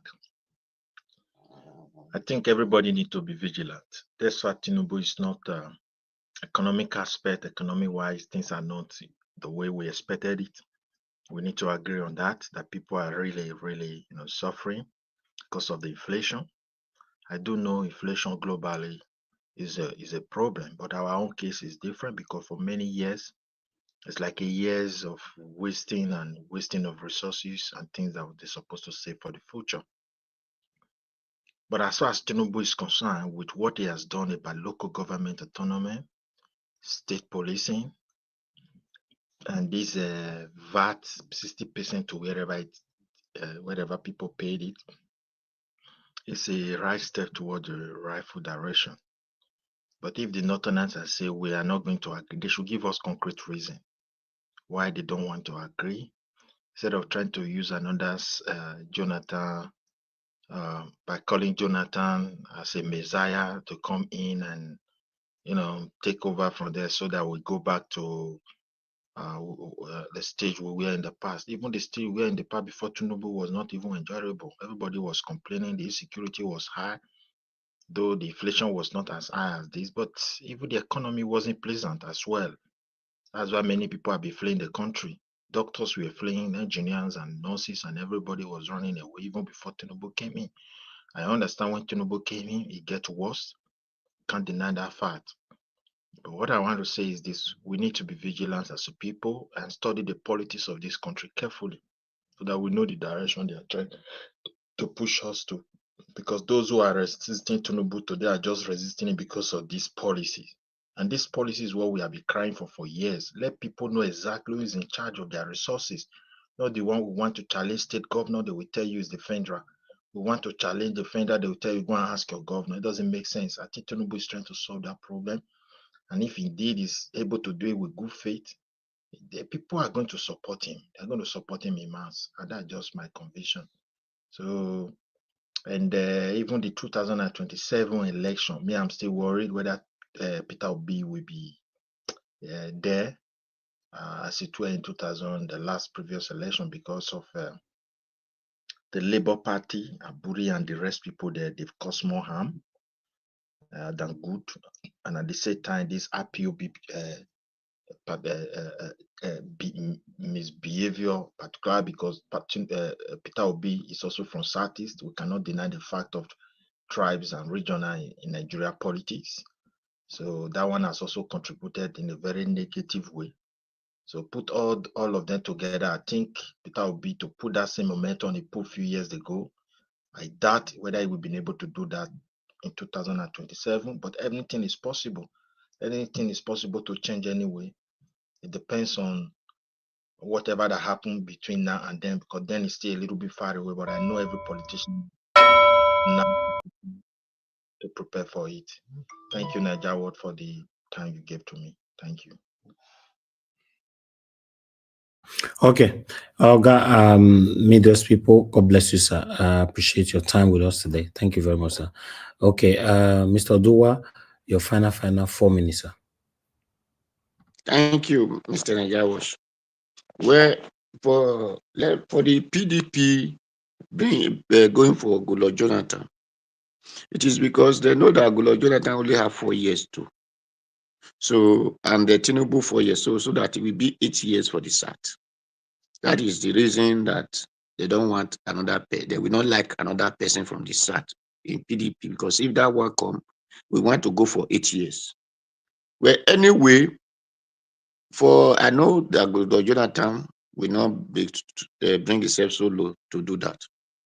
But for Peter Obi, thank you, our mommy, for saying that, because when this saga started, me, myself, I said Peter Obi should go and form a party. Leave all these things. Don't even, people were saying, no, he has to build it. Now he has built it to the extent that I said, go and form a party. Look for people that can join you with good names, good characters. At least go for East, North, South, and West. You will see at least if it is 1-1. Come together, form a party. Because you are a tenant in Labour Party, so you will not have that power. No, people will say, no, because contest. I said, no, it's just a tenant. If you rent a house and the landlord could not, you have to leave. Go and build your own house. That is where landlord will not disturb you. People never believe. Now, all eyes have seen it, that tenant remain tenant. So what matter is landlord tenant go and build your house, become a landlord. If there is still time to do it now, if Peter Obi assemble people today, then before that time, you will see that that party will gain momentum, and that one can easily bring victory, because that is still there for the North, and others people are still there that will support him. For those people who come to Labour Party, from Labour Party to APC that day, people will still see that many of them will reverse back from that APC to the new party. So people will say the bad people will come. Yes, let the bad people come. You must go with the bad and the good, but that doesn't deteriorate your ability to do good. So thank you, Mr. Najawash. Thank you. Okay, Mr. Oduwa, thank you very much, sir. I appreciate you. Wesi. No, sir. Okay, F. Emmanuel, for the second time we call you, gonna round up with this. So let's see if you're available now. Talk to us, sir. Okay, you're still not there. Oga Chris is just coming in. Oga Chris, thank you very much, my brother. Good evening to you. It's good to have you on the show. When I'm going to manage you this evening on, I don't want to make take this matter. I don't want to take this matter and go the next level at all. You know, no, I beg. Maybe you all give your submission, okay? Lucky, my brother. It's good to have you on the show. Good evening, sir. Happy Sunday to you and your family. My people, good evening. We don't come again. Mr. Ajawa, thank you for letting me in. It will I say now the final be this because I hear you say a power doer. I know Madam Patricia, and at that time I come. Say the final 4 minutes. Well, I want just to add my voice join with the go. Even though you don't want to talk about the politics side, I hope you listen to my presentation. Not all, but I see the topics, sir, but from the topic I can be able to. Okay, then wait till we not add joint topic. Peter Obi say his wife, even though his wife go do vaga for outside, you know, go ever nothing within this world they go make him ever leave his wife. You know, okay, why he get one man like that way come say if wives not they give their husband 21 times service in a month, it means say that man fit get prostate cancer. But if you be woman where did the level where they give 4 service in a month, that means you want to send your husband go early grave. So that matter now that one I present last in case you want to talk about that 2 matter will not the topic if you still talk about them. But now only 8 minutes you just get Oga. Thank you, sir. Oh, I really say I have to quickly compress all of them. Well, because of that, my people are here. So I just stand on existing protocol.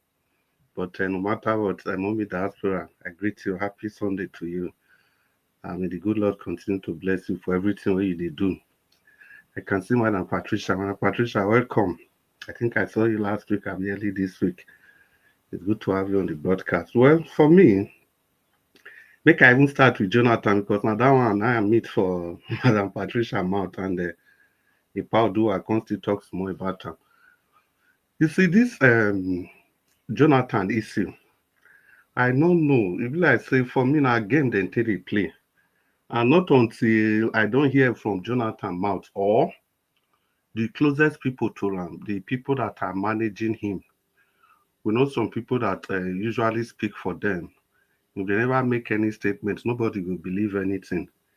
Because I know, say, every election, not only this time, every time, even when Buhari did that time, they want to go resurrect Jonathan. Every time, and even when Obasanjo even did, if they want to do their political bargaining, they'll go bring one kind pensicon, where they know, say, you go feel of stage Obasanjo, then still do it with Buhari, and now it's Jonathan's time.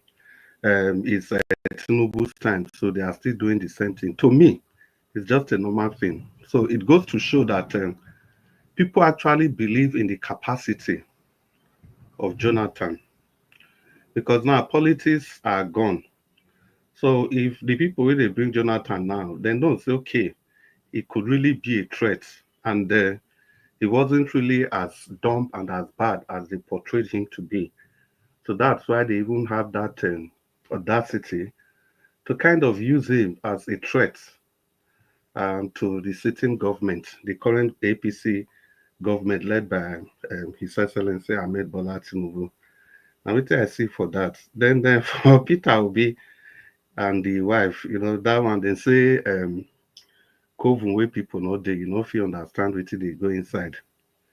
If man talk like that, it means say, not only you want to know the reason why he go talk that kind of thing, not only you want to know the reason. Yeah, because the relationship between men and women, marriage, nobody will ever feel, it's a bond where nobody will ever feel explain finish. Even if husband and wife they quarrel, they want a third party want come separate them. No matter how that quarrel is, there are still some things where they go hold back, where they won't go ever talk. So I think that's just for Peter Obi, and I don't think maybe I cannot take that to be the standard or as I'll put it now. And this whole thing it still has a lot to do with culture. I'm not sure saying it go hard before Benin man go talk that kind of thing because Benin people, when it comes to marriage, they get completely different rules, regulations.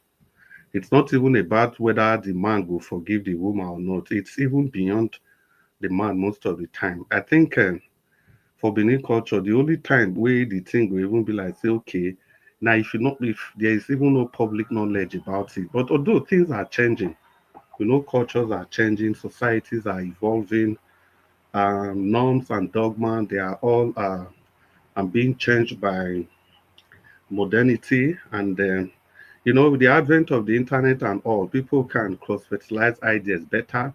So because of that, it becomes very difficult to now say this is what we do in our culture, this is what we don't do in our culture. But for whatever it is, the point is just that before a man gets to that level, there must have been some unique features that he has seen in his wife that is beyond any other thing that the woman would do. Or it could also be that it's a matter of principle for him that he's going to get married to one wife, come sunshine, come rainfall. But whatever is the reason, I think it's personal, and I think he's completely in his right to do what he deems fit. Still talking about Peter Obi, you see this Labour Party where Madam Patricia talking about, and IPOB say Peter Obi for go another party. I completely disagree. It doesn't work like that. See, this man a leader. And the example where IPOB they give you and say if you have problem with your landlord, you go and build a new house. It doesn't work like that. It's a leader that was supposed to lead 250 million people. He did the proper thing. This is not a difference for Peter Obi, but it's what everybody ought to do. Because the argument then is that if you meet a party, you come into a party and you were given a soft landing, I can say, because by then they already had a presidential candidate who they have to step down, and Peter Obi came into the foray. So you don't expect that at the slightest provocation or trouble, all he needs to do is to run away to which other political party. He must be seen to play a role in trying to salvage whatever is going on in that party, because you cannot demonstrate your ability to save your political party. How can you demonstrate your ability to save the nation?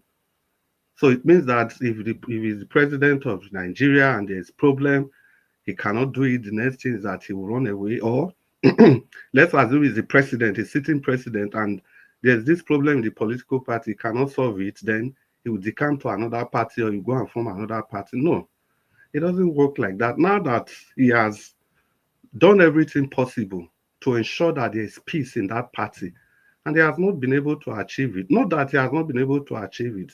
Obviously, the warring parties, they are not willing to sheath their sword.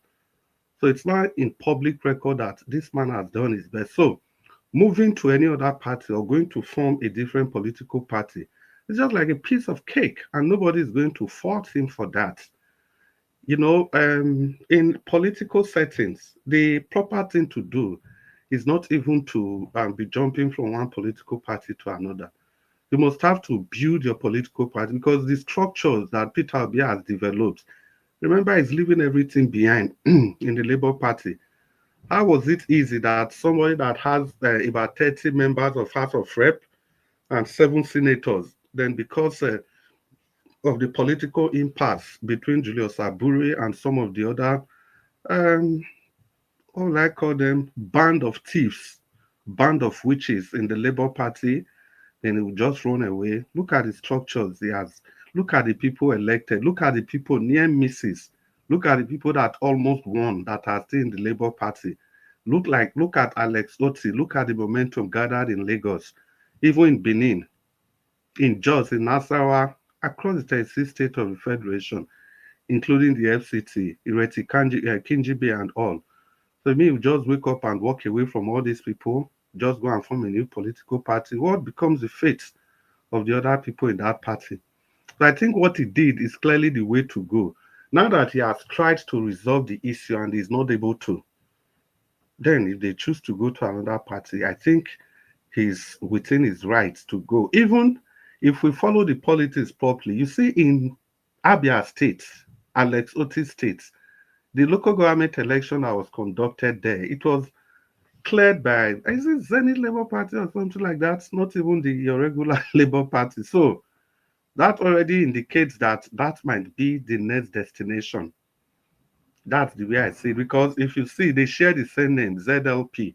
It's almost like Labour Party. And if that party can clear almost everything in Abia State, so it already shows that they already have their second plan.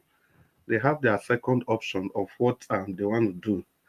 So that's just the way I see that. And I think that's the proper thing for any right thinking politician to go so that nobody accuses him tomorrow of jumping from left, right, and center. Then for the doctor, the doctor that talked about prostate cancer, it's quite funny. When it comes to all cancer, there are different components, and the genetic component, the lifestyle component. Like the genetic component is almost something that nobody can do away with. For example, if a young lady has parents mother for that matter, who had breast cancer, and then, for example, also the girl's father, the girl's father's mother, that's her maternal grandmother, also had breast cancer. You can see the risk of the lady developing breast cancer becomes very, very high. And so that's why they have to do genetic profiling, and so that they can see the ladies that are at risk. And those are the kind of things we miss in our country. Still talking about the genetic component, there's a simple test they do for young ladies, the pap smear. They want to check if this lady is at risk of developing cervical cancer. And in Western society, they usually give them HPV vaccination. That's vaccination against human papilloma virus, which is the responsible agent for cervical cancer. So the reason I'm laying all this, it's not just about sex alone. Sex is just one lifestyle aspect that will eventually play a role. But the genetic component plays the biggest role in every form of cancer: breast cancer, prostate cancer, colon cancer, gastric cancer, every form of cancer for that matter. So I was taken aback, not a bit, taken aback that the doctor focused only on the lifestyle. Lifestyle can be so many things. It can be exercise, dieting, and Nigeria is a good thing that you go to the gym, because that can also help a lot in burning out unnecessary fats that will be responsible for, that can play a role in people generating cancer.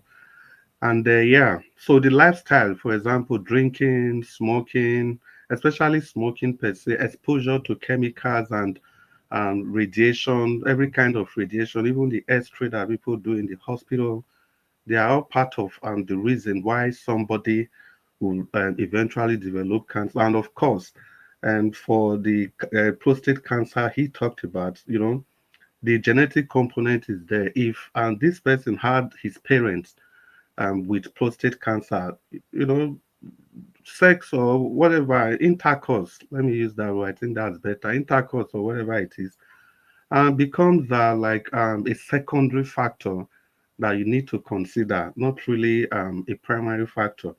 So I expected the doctor to look at it in that same way, because all I heard him say was this: if a woman refuses to fulfill refuses the husband to fulfill the conjugal rights at least 21 times a month, then the man is already prone to prostate cancer. So in that case, the woman, they should, if they know they cannot, they should allow the man to have a second wife or have other options.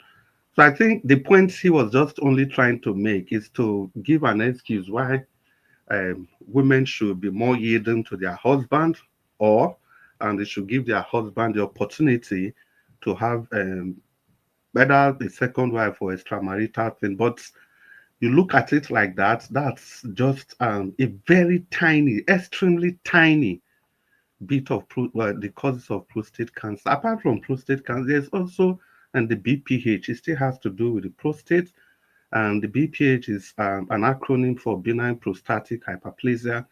And in these, the prostate just only increases without causing any form of cancer. And sadly, this also requires some kind of surgical operation. So What is he going to say is responsible for that? He was just making excuse for why women should be more yielding to their spouses, or making excuse why men should be given the opportunity to have either multiple affairs or multiple partners or multiple wives or whatever it is. So in all, he was just scratching the surface, in all honesty. So if you put everything together, you can see that the doctor was not very truthful with the facts and figures, considering the fact that there are multiple things that could be responsible for cancer of the prostate. So, Mr. Njawaj, I know I've gone past 8 minutes. I wish I'll have more opportunity to just keep talking. Maybe I could talk about Edo State, what's going on, and Okay. I'll give you another 3 minutes though. Talk about okay. those states. Yeah, thank you so much. As for the situation in Edo State, I think the things happening in Edo State, events are just still unfolding. You know, some people say they don't have a dog in the fight, APC, PDP. Me, I have a very big dog in the fight, a very big one.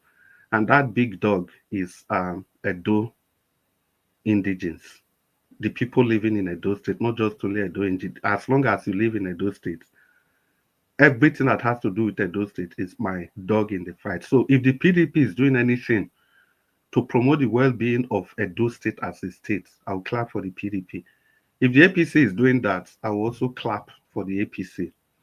It's not the time for me to say it is either PDP or nothing, or it's either APC or nothing. Vis-a-vis at the federal level, if Tinubu, it will shock some people to know that there are lots of policies of Ahmed Bola Tinubu that I support. Yes, I have to support them, not because of Tinubu, not because of the APC, but because of Nigeria as a country. Because if you ask me, I still believe more in Nigeria. I believe more in Edo State and than any other politician. So anything any politician does to ensure the well-being of the people in Nigeria and the Edo State in particular, I'll support that politician, not because people are dancing up and down, left, right, and center, because this has to be said. Because a lot of people, they misconstrue the fact that if you are supporting your state, so whoever is in that political party, by extension, you are supporting the political party, or you have been a mole in other political spaces and you just be pretending all along. It doesn't work like that. There's no way it works like that. Look at regional government we are talking about. Look at, we've been clamoring for this, and I can see what Ahmed Bola Tinubu is doing. Whether it's genuine or not, that's another talk for another day, and time will prove that. But for now, if he's doing this piecemeal by piecemeal, I think the states, they are going to benefit from whatever he's doing, these reforms that he's doing. He's APC. I campaigned vigorously against him, but I cannot cover my eyes to these things that he's doing. So this will also trickle down to Edo State. In that case, for Edo State, you can see the issue of things like Gele Seaport and the independent power generation plants. All these things will be removed from exclusive list, which is already on the way, and the security itself, so that when there's problem in the state, the governor can no longer say that his hands are tied. Look at the state police. In that case, you can hold your governor responsible, accountable for everything going on within the state. The only thing the state needs to do is just to pay your royalty to the federal government, and then the things underground your state will automatically belong to you. And in that case, Mr. Oduwa, we may now have the opportunity, if we cannot get Ukmila Cement Factory back, the government is now obliged to, produce another cement factory for the good people of Edo State. That cement factory was given away with a paltry $1 billion, and we can't even find what they use that funds for. We cannot find it in any way. The records are there in public. So in putting all together, we must understand this, that when we speak, we are speaking for Edo State. Then the next question will be, why have you been criticizing Obaseki all this while? Yes, I have been, because if you have to give a governor an opportunity to show what he's capable of doing. There's a time of waiting. That time of waiting is long expired. And if you put all the indices together, after 2-3 years, it becomes very clear that this governor is not going in the right direction. So the only thing you can do at that time is to put your state forward. And if you put your state forward, you have to rescue your state. You lash out at your campaign and you continue in that trajectory. And that's what we've been doing. For Okpebholo, we are saying all this so that people should know that a time will come that Okpebholo, I'm not very critical of him now. I'm just looking at the good things he's doing. For example, take the budget. You know, it staggers my imagination that everything that people say about the budget is that initial tutoring at the beginning of the presentation. There are so many other good things in that budget that nobody is talking about. Take Andusali University, for example. Guys, do you know that Andusali University, Oshomole used to give them, I think, about 200 million. Obaseki came, reduced it to 48 million every month, and they scattered everything. Then this university went to comatose. Now, Okpebholo in that budget has graciously approved 500 million for that university every month. And again, education got 48 whopping billion. Do you know what 48 billion would do for schools in Edo State, higher institutions in Edo State? Agriculture got 4 billion, but although he said that, which for me is so small, but he said that they are going to do, they are going to get partners that will support agriculture. And agriculture is going to be more individualistic, while the mechanization will be going on at the state level, and individuals will have opportunity to key into that mechanization. For example, they can get a company from overseas that will just bulldoze a large expanse of land, and people can come to contribute to that particular farmland. Then let's talk about road. You know, Okpebholo budgeted a whopping 160 million for infrastructure. And now, of this, the man boasted that they are going to fix 30 roads in every senatorial district in the state. For me, I'm happy. It means they're going to fix 90 roads all in Edo State in 1 year. But for me, I'm not like the fund. I'm completely happy with what he did, but I would have expected that, considering the geographical distribution of people and the importance of every geographical region, Edo South ought to have gotten more compared to Edo Central and Edo North. But for Edo Central, I'm also happy that he gave them 30, because in all honesty, the truth has to be said. Edo Central, that's the Esan speaking people, they have been largely neglected. They've been largely neglected. Look at Ujeme Secondary School. I know that secondary school those days in the early 90s. There's nothing to write home about. We don't even have to talk about Emado, Ihumudumu. I know all those places like the back of my. I'm just only talking about Esan Weza Sekbomana. So he needs to focus on those places. And if you go to Edo North, if you put 30 roads in Edo North, that's going to lift the face of Edo North forever. And that's his first term in office. So nobody is talking about that. It's just that stuttering that people are talking about. And he talked about security, the kind of things he's going to do with security. And for the first time, this is a governor that has budgeted 605 billion in all. And this is just like about 25% more than what Obaseki, the PDP-led administration, like I said, I don't want to be calling Obaseki again, so that people don't misconstrue it. Please be calling the administration, sir. Please. Yeah, good evening. yes. You have to, because he was, he's the one that, was the CEO of Edo State. So you need to call the CEO. We can't just be vague in our explanation. That's all I'm saying. PDP, Madam Rita.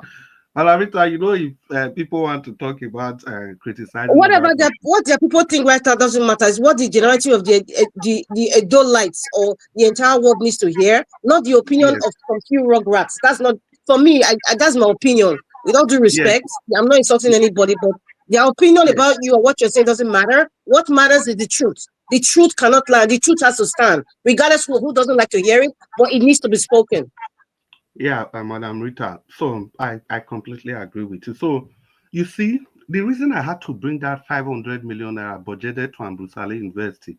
Now, Ambusali University was supposed to be a state-owned institution.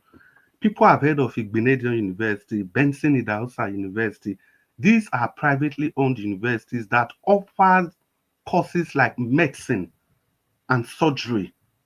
Edo State happens to be one of the states in the nation that has 5 medical schools. Do you know what that means?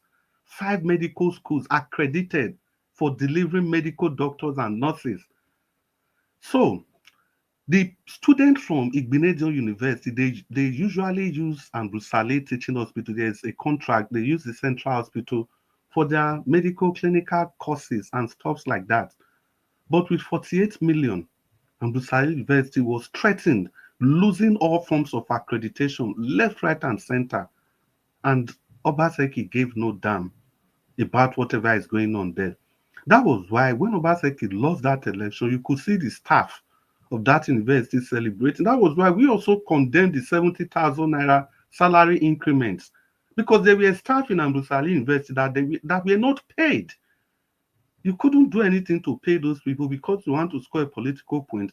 You went under that trajectory, and we are still talking about the budget, still in that budgetary provision. Look, guys, you see this e-governance that they keep talking about, that Okpebholo is pulling down the e-governance thing. No. Please, let's read. They said, is it the white people, whoever says is that if you want to deceive the black man, just put that thing in a book, and they are never going to see it. What Okpebholo did with the e-governance is so funny. What e-governance, if you ask them what is e-governance, they tell you that they don't carry file up and down. No. E-governance entails that there should be a government website, which they have, that if you log into this government website, you see all the budgets, 2001, 2002, 2003, all like that. And you see the implementation, you see the deficit, how much of those budgetary provision they were able to implement, and the ones that is remaining, the ones they will take over to the next year. Those are the kind of things we talk about when we are talking about e-governance. You go to e-governance, you see the number of civil servants you have, the number of contracts that are currently ongoing, the ones that have been awarded, the amount, the people that bidded for those contracts, and the people that got it, the criteria that they used in bidding for those contracts, the current physical commitments of the state governor, everything, all those information you see on the Edo State government portal. But they come and deceive people with whatever, because they can have a couple of, you just have one or two civil service, the list of civil servants and stuff like that on the internet, or you want to do C of O, you go and apply online. That is what they call e-governance. Are we kind of daft? Because the people that supported the last administration, they thought they were talking to fools.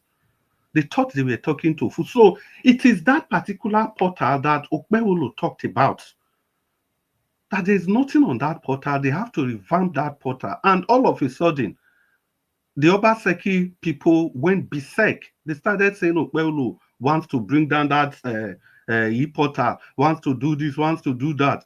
They started blackmailing the man for nothing. And we have seen in our own very eyes what they did with Edo Best. And now, Okpebholo, see, there's another thing again. The part of the reason they are accusing this man, Asro Ighodalo was the head of Alagodaro, and his company was doing so many businesses with Edo State, and that is called conflict of interest. It's not supposed to be. So it's supposed to have resigned. Even the governor's own personal business where he has interest, they were all there manipulating everybody in the state. Look at all the contracts awarded. None awarded to indigenes of the state. You mean 5 million people, you cannot find qualified people to do all these? They kept talking about the Osiomo power plant. Please, why is it not listed in that same e-portal? Because those are the kind of things that should be on that e-portal that are not there.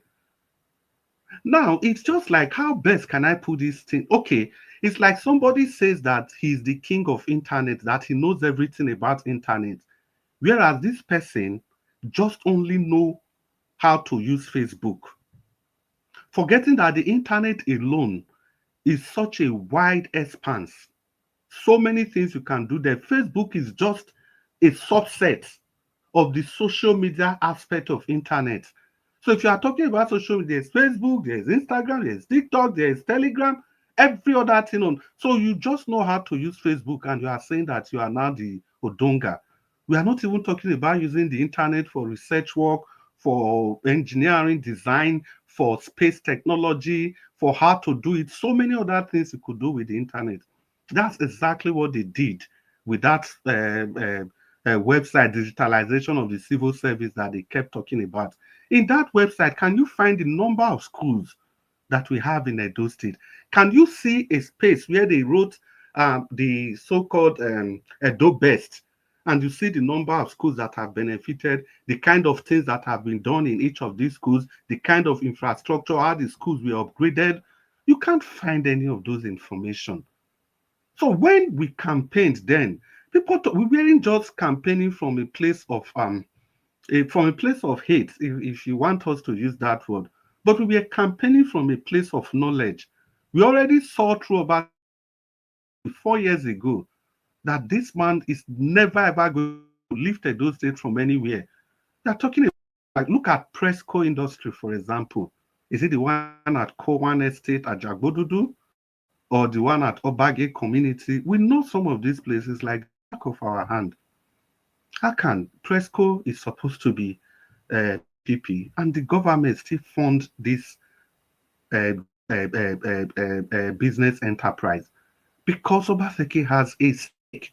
He has interest in it. Is it the Saro farms we are talking about, that he took the lands of the villagers?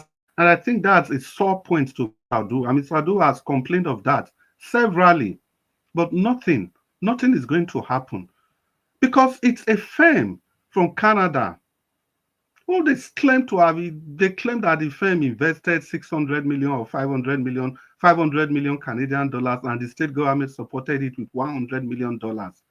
When did the bidding take place? What criteria? Go to the Edo State portal and see if you can find, they find details, not just only by stating. So that is what e-governance. See, if you are talking about e-governance, come to the Scandinavian country. You see what is, anytime you want to log into your bank, you must include your social security number. But despite this, in the Scandinavian, they still use paper. You still get letters with paper from time to time. So if you just say that digitalization, Babalola is scattering, no, Babalola was not dismantling anything. Okay, look at EBS. Look at EBS. This same person that people mocked of tutoring has also made allocation to EBS, the same EBS that they said they budgeted 4 billion for the renovation, and nothing was done there. Then the next day they send a Waka Waka governor. So what do you expect him to do? For example, a governor will take over as the governor of the state. He will not do anything. Then he will just start roaming about, and he will sit in his office and be doing what? The man is doing what he's supposed to do. Going to the site to look at things, infrastructure, first-hand information. We guys have to remember that we have to put Edo State first at all points in time. And before I forget this, is it the Osioma power plant or whatever? Go, people that are saying that we build refinery, he do this one. Go and look at the things that they handed over, if those things belong to Edo State. Yet this information is everywhere, and people still talk. They keep talking about it as part of what Obaseki did. I don't know how to say this any longer. It's not, the Obaseki said they didn't. Those things does not belong to you. It doesn't belong to Edo State. They are all privately owned. How can you use the name of the state to take so much loan, and at the end of the day, these properties, they are all in the hands of private individuals? If you talk, then go say you build a recorder school, State School of Nursing. Yes, he renovated all those things. Is any person arguing that those things were not renovated? No. Nobody. Is that the argument? The argument is that compared to the funds that came to your state, it's a relative thing. Just like they say, time is relative. That is why if you are undergoing a very tough time, time seems to stand still. But if you are enjoying yourself, you'll be praying that, for example, if Nigeria is playing a football match and we are losing, before you look time don't go, time don't go, time don't go. Just like if you are talking here sometimes, but if you are doing something boring, it appears that time is standing still. It's relativity, comparison. What we are saying, nobody is denying that he didn't complete the secretariat or the State School of Nursing or whatever. No, nobody is denying that. We are saying that compared to the funds that came into the state, what was the security vote? As at the time of Oshomole, it was well over 500, close to $1 billion naira, 500, over 500 million. In Obaseki's time, it was close to $1 billion naira every month. That is what you take as the chief security officer of the state without having to tell any person how you spend that money. They look at the Radisson Blue. Nobody is talking about that. And this is part of, now, people, the funny thing is that people don't even know that that's software. There's a software they use in developing that. It's there in the newspapers. Vanguard, for that matter. Vanguard, for that matter, is part of the accusation leveled against Obaseki. Only one person has access to that software. Till today, nobody knows anything, the fine details of that hotel. But the only thing we know is that the budget was jacked up almost times 1.5, from 90 billion to how much? To like 20-something billion. And still talking about budgeting. Okay, people that are saying that, people that are so focused on the stuttering of Okpebholo is fine. The criticism is perfectly in order. I've criticized him. He ought to have prepared himself. But the point is that there are other good things that will make Edo State better. It is on record here that, I don't know how to say this, Obaseki budgeted 275 billion as budget. A year later, he jacked it up to almost 400 billion, almost times two. The only reason that was given was because of the exchange rate, which has gone up. And nobody, the same people that are screaming over tutoring, the same people that are screaming over numbers, couldn't see anything wrong with that. We are talking about meeting debts at about 70 billion. And you took that to close to 600. In short, let me use their accurate figures, because now that one they switch them past 586 billion. Because they don't want to hear that 600 billion. And you cannot show for, we are not talking about the oil derivation. We are not talking about the internally generated revenue. Thank you. Okay, I'll just round up in 1 minute. Sorry. We are not talking about oil derivation and all those other funds accruing left, right, and center.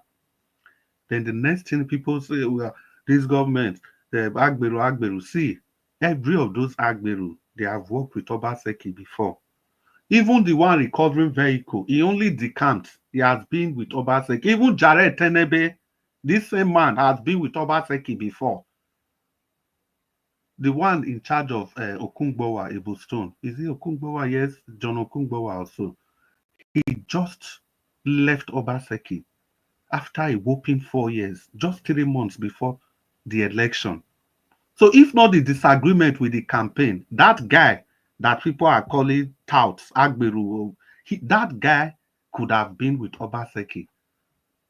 It's just because of the disagreement. And it's also because of that US guy that they gave $5,000 to or whatever. All those people, and the one in Leeds.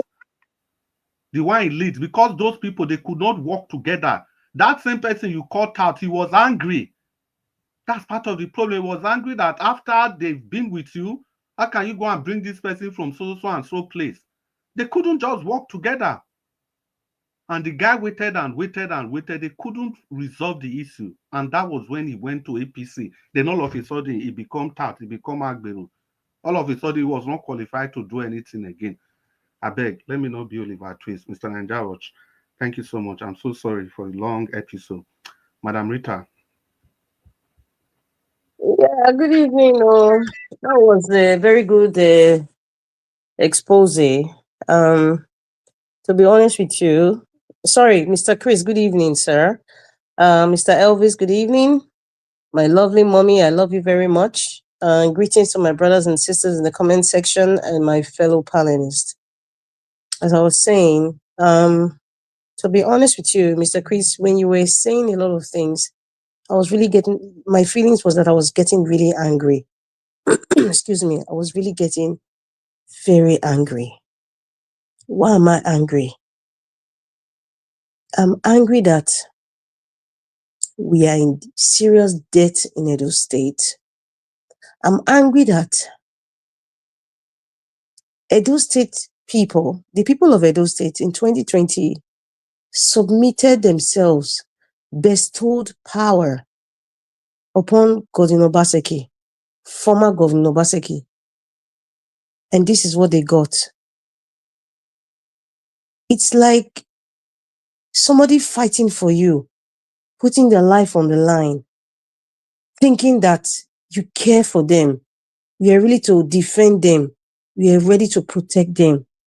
But you had a different agenda within yourself, waiting for the moment, waiting for the opportunity for them to bestow that gift to you. Because that same gift, you are going to use it to destroy them, intimidate them, and deceive them. That's why I'm angry. That's why I'm angry. I am not just livid, I'm disgusted. How can you live with yourself? How can you use Edo State for your own personal business? The diaspora that they claim they went to school and they did this and they did that, can they try that if they were public officers? Can they try what they did? I cannot wait for whatever screening that the committee needs to do about the administration of former Governor Obaseki's tenure, 8 years. I can't wait. At the end of the day, I know that they will only give us information that they want us to have. They will, in fact, government never tells you everything. Excuse me, government never tell you everything. It's painful and I get so angry. Like, you mean you had all this money and you claim that you love education, you claim that you do this or you do that, you're a technocrat, and then you didn't even think about, okay, College of Medicine, Ekuma, regardless, I think we need more doctors. It's not Nigeria. The minister of what's his name, former minister Ngige was shouting, we need more doctors, we need more nursing, we need more. You now went to school of, because you thought that was cheaper to deceive people. School of nursing that was already existing. I can't stand people who are very scamish. I can't. Because anybody who is a scam is a wicked person. You know what you are doing. You are deceiving people. You don't care what happens after your actions. This is what I see with former Governor Obaseki. You don't care about the consequences of your actions after. That is why when we talked about the school books, when we talk about the school books that the man from Bodinland, gave during the election, I asked a question. Do you think the man from Bodinland loves Edo children? Do you also think that the man sitting at Osadebe Avenue loves Edo children? That was the question I asked. Because no matter the fight between these two selfish and greedy individuals, yes, that's what they are to me. But based on what I see, it's not user. They are selfish and they are greedy. Because they care about their own ambition, it has consumed them that they see nobody, they hear nobody, they feel nothing. Do you really think that when these two clash, these two titans, little titans clash, that, you know what, the children of this state that I govern, they are more important to me. I will find a solution to this. I will distribute this, you know, regardless of whatever it is, but I will make it, I will twist it in such a way that it will favor the people, not just about yourself. Even if it's about yourself, for self-gratification, like, okay, this is what you did. Change something. Like I said, you have the money. Edo State has the money. All the money you're borrowing, you can get to a print shop. One of those people you bring to Edo State from Lagos, they have many people that print, because you will never use an Edo person to print. Governor Baseki should have brought someone from Lagos, take these materials, or let them bring their equipment. It is doable. And change the face of the book, or the name. The face, as a matter of fact. If it's just to leave the rest, but just the front page, change it. And just said Edo State government for children. You could have done it. That is to show that regardless of if whatever evil this person is planning against me, I'm going to turn it around for something good. But you didn't. So I have answered the question myself. If you feel that he cared, that is your problem. But that's what I see. That is all what I see.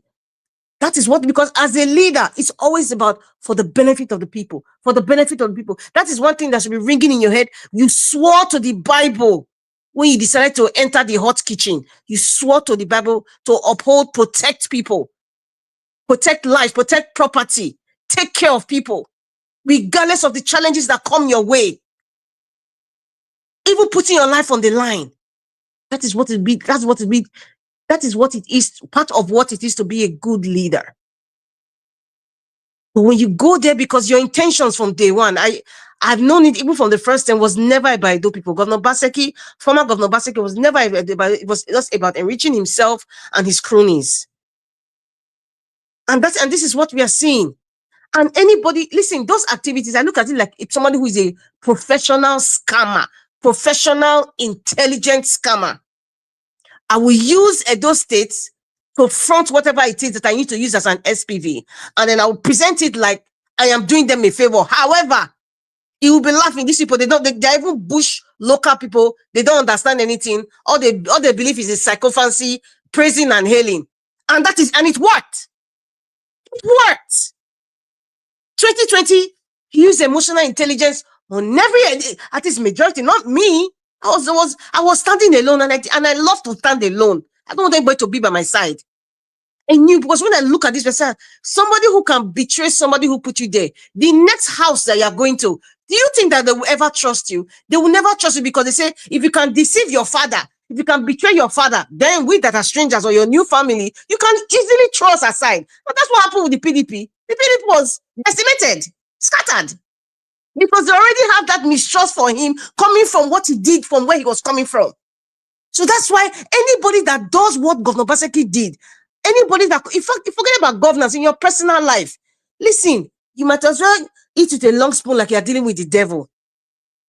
Because what that person did, from where they're coming from, they can do double to you. Yes.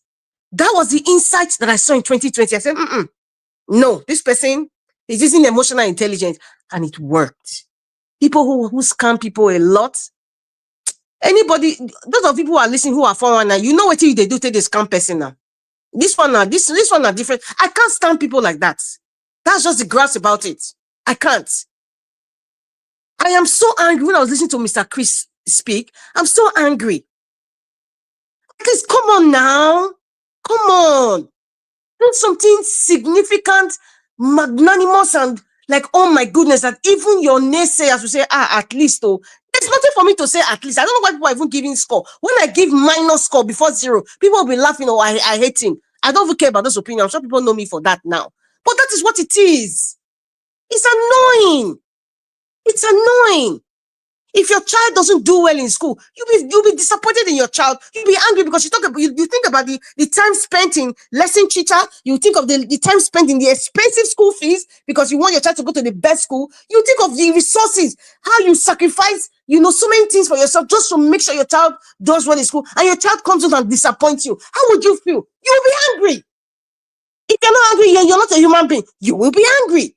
Apart from being disappointed, you'll be very, very upset. And you will let your child know how angry you are and how upset you are. But that anger is coming from the efforts that you have made. And it seems that this person does not appreciate what you have been doing. They just look at it lackadaisically and like, oh, whatever. After all, he's going to pay again. So it looked like the same thing the former governor Baseki did. After all, whatever I do, after all, they want to shout. EFCC will come, make noise, I won't go to jail, whatever, just like my successive people. That's just what is going on. But people they are clinging to this umbilical cord of party affiliation or this umbilical cord of total, complete blindness. That because somebody is asking questions, you hate the person. However, since you guys hate him, I'm going to stand by him. Why does everybody hate him? I'm going to stand by him. Man, in fact, it's obvious. This is social media. There's a word I wanted to use. I don't want to use it here. Because if I have respect for Mr. Elvis and this station, because we are here to teach and enlighten people. Who asked you to love any political office? Who asked you? Are they not friends? Okay, in fact, to even prove my point of what I was saying, 2020, what happened during this between last year and this year? The same person that was crying, wolf, wolf, they're intimidating me, oh. They want to buy me, oh. They don't want me to be governor, because they say I'm not share money, oh. This same person came to give all of you heavy backhand, front hand slap. In fact, conquer your head by now erecting and a building and naming after the person that he used you to vote for himself. He gave all of you slap, not me. I'm sorry. You guys receive all the slap, back and front, the knock. All of you receive all the cane. So all those you're shouting and insulting Oshomole, we always preach it anyway. They're all friends. So if you like, carry it like a egg on your head. This person is the man. Where is Mr. Fiber Optics? I'm still waiting, because I like the analogy Mr. Chris made. He said, if you say someone knows how to use Facebook, does that mean that you just know Facebook, you can go through any program in the internet. In fact, the word I wanted to use, I still cannot use it. There's so much restriction in this channel. The word I want to use, just the adjective I want to just use to describe people who think that way. I cannot use it in this very honorable program. But I just don't understand. There's something mentally wrong with such persons who think that way. You need help. Lack, according to Mr. Chris, he used the word lack. I laughed yesterday, but a lot of people lack a lot of things. They lack it. So when they're following somebody blindly, they follow it with their whole body, soul, and spirit, not knowing that that person's physical body is millions of miles away from them, not to talk of the spirits. It's annoying now. You have all these resources. We're in debt. The debt that we're in, it does not align with what we're seeing in the physical. There's somebody who tell me you will see the progress in 40 years' time. You're insulting yourself, because you can't be insulting people to tell people that in this 21st century. Come on now. Come on. And this one not tell me, Aswa Godano, he was a potential candidate because he can speak English. He was chairman of AB. What was his antecedent in Nigerian breweries? I brought it out in this. It is not me. It's not my data. I didn't formulate the data. It's what information that was out there. We saw the misappropriation of funds. We saw how beer became expensive. You saw how it was badly run compared to the person that even left. And you say that person can manage very well because you are board chairman of ABs. Anybody who is a board chairman of anything, you have people working under you. It's not as if you're an intelligent person. And even the Aswa Godano, he said so. He said, I'm not too noticed like that, because there's some people who are even more intelligent than me and know how to manage things well. With the difference that they just have different opportunity. Board member this, board member that. And then you are in charge of economic. Man, this is the person that said it himself. Charge of economic team or chairman of economic team, or whatever they put it. Chairman of Alagodaro. How is Alagodaro favoring Edo State now? How? Can somebody, in fact, I really wish a lot of people who are the supporters club will have actually been on this panel here to really speak and to be very, very honest. But you know what? The Bible says pride goeth before a fall. Because of pride, some might not show up, or even if they were here, they always give reasons that, oh, you're just saying it because you hate. And then they will not try to twist the whole story and say, look at this one that cannot speak English. Let me shock you people. This one that cannot speak English that you people are shouting. God then will be on this one side to favor Edo people. And then you people will get the disgrace, plus the one you people are praising for. That is my prayer. That is my prayer. If you want to talk about the stuttering, I've said my opinion on that, and I'm sure he has learned from it. Because for you to get change, you must get some whiplashing. Not physical. I think what I mean, excoriate the person. Severely criticize the person so the person would learn. It's not out of hatred because you want the person to do better. The person can do better because there are younger people watching you. It's people watching you. Some people are not used to criticism. So that's why when they see you criticize them, they get all frenzied, they get angry, and they start to have this feeling of superiority complex. Oh, you hate me. You don't like how I look. Oh, because you're not in my political party. Because they're not used to such excoriation. They need to get it. And I'm very sure next time, because of this disgrace, the mockery, name it whatever you want to call, of this stuttering, and this not able to read the numbers, I am very, very sure the handlers will do better from here on. But he needed to get that for him to do better. He needed to get the excoriation from everybody, opposition, and even people within his cabinet. He needed to, Governor Babalola, he needed to get excoriated. Because if you don't do that, you don't change. The Bible says, spare the rod and spoil the child. If you don't want to discipline your child, however, or talk to your child, how did they say it in Bini? Somebody picking when they talk, not in a Mr. Chris, you can speak it. I can say it, but I don't know my mind. I go more. When they talk, if you don't talk to his side, if you don't talk to his side, a bogo. Now, so that's why Governor Babalola, he needed to be excoriated on the display of disgrace. And I know for sure he will change. What have we done? We have just made him do better. By that, we have just made him do better. Even if we allowed some people who were not part of the soul start laughing at us. If they're laughing at those, they're laughing at each and every one of us, whether I live in diaspora or not. So that's why if we are excoriating Governor Baseki till now and we are seeing the things that they've done, it's enough for you to get angry. If you're not angry, you're a wicked person. If you're not angry about what you are hearing, you are a wicked soul. I have feelings. That's how I express myself. And whether you say I hate or not, like I've always said, that's not my problem. But I know what I've said, and I know what I'm saying is not hurting anybody. I'm speaking to your conscience because I want you to do better. Because when you're better, it favors everybody. If you have a good governor, it will favor Edo State. It will favor the little babies. It will favor the young ones that are watching now. Because Dele Farotimi wrote that book. One of his reasons why he wrote this book that is going a frenzy around the world, he said, I am writing this book to let the younger generation know that not all of us are like these wicked people. Not all of us are like that. So that's why we need to keep talking so that whatever they are seeing now, like Jared Tenebe's behavior, coming out to talk that nonsense that he was saying, we needed people to excoriate him, to tell him that you don't say nonsense, you must apologize. Yes, and I thank Mr. Hago for doing that. So that anybody who is coming up now will see that, oh, this is what happened to that one, Mr. Rolex, I call him. I will not try it because I will get double dose of what this man is getting. That is why it's needed. If you know you cannot be in a leadership position, you don't have thick skin, get out of the kitchen, man. Because the kitchen is going to be very, very hot, man. It's going to be very, very hot. If you know you can't stand it before you sweat that oath, get out of there, man. Just get out. I don't know, because I didn't listen to any of the topics. I'm just coming in and I'm just going by what Mr. Chris was saying. But looking at what Mr. Elvis put out there, about I'm just going to talk about I'm not going to talk about Jonathan because all this 2027 is not here. We're going to do all sorts of things when the time comes. So that's just by the wayside. Something about Madam Rita, we have yes, a topic that we added earlier on. Oh, what's Black topic? Panther, you will take for that backstage today. You will take for there. Mr.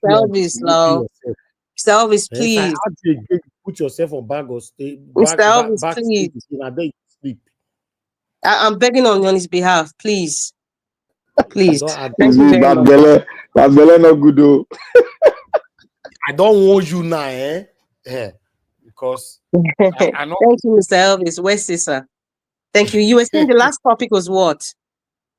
Okay. We talk about Peter Obi saying that there's nothing on earth that can make him leave his wife, even though say a wife go service another engine, saying not go ever leave your wife. You understand? Okay. So then Another man comes to talk again, say, if woman not the service their man 21 times in a month, the man might likely be affected by prostate cancer. You know, that women who service their husband 4 times in a month are sending their husband to early grave. So if you don't want your husband to die young, maybe the service are 21 times in every month. That's what they talk Mr. about. Elvis, you shall not die. You shall live to see your children's children's children, Mr. Elvis. Amen. In the Oh, mighty name amen. of Yeshua, Amen. I repeat it again. Every man listen to the sound of my voice, including you, Mr. Elvis. You all are going to live long. You're going to enjoy the fruit of your labor. You're going to be there when your children get married. You're going to lift up your grandchildren.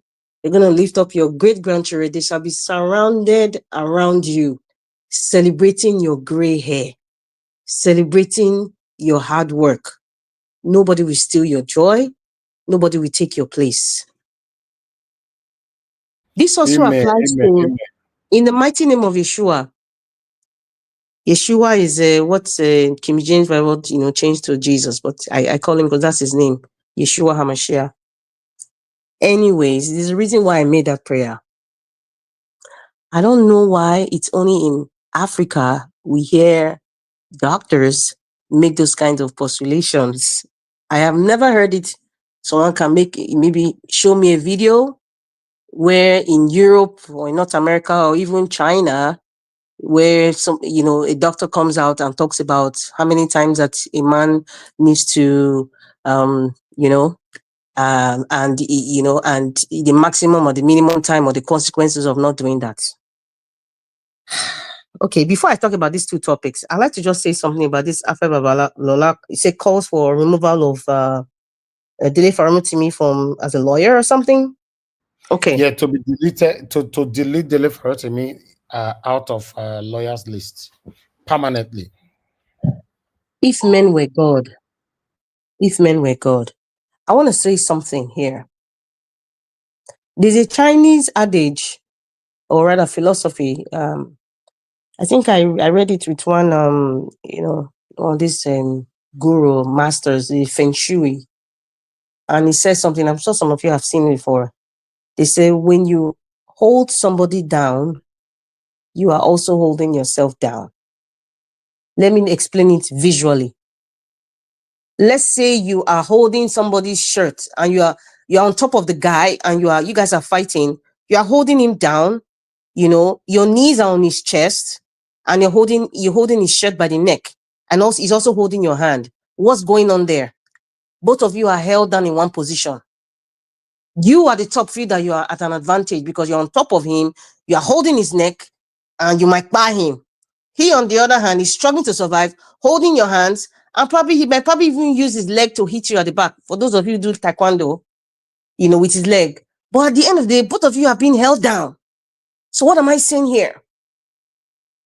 The longer Afe Babalola uses his position and influence to hold Dele Farotimi in incarceration, he is also incarcerated. Do you know that?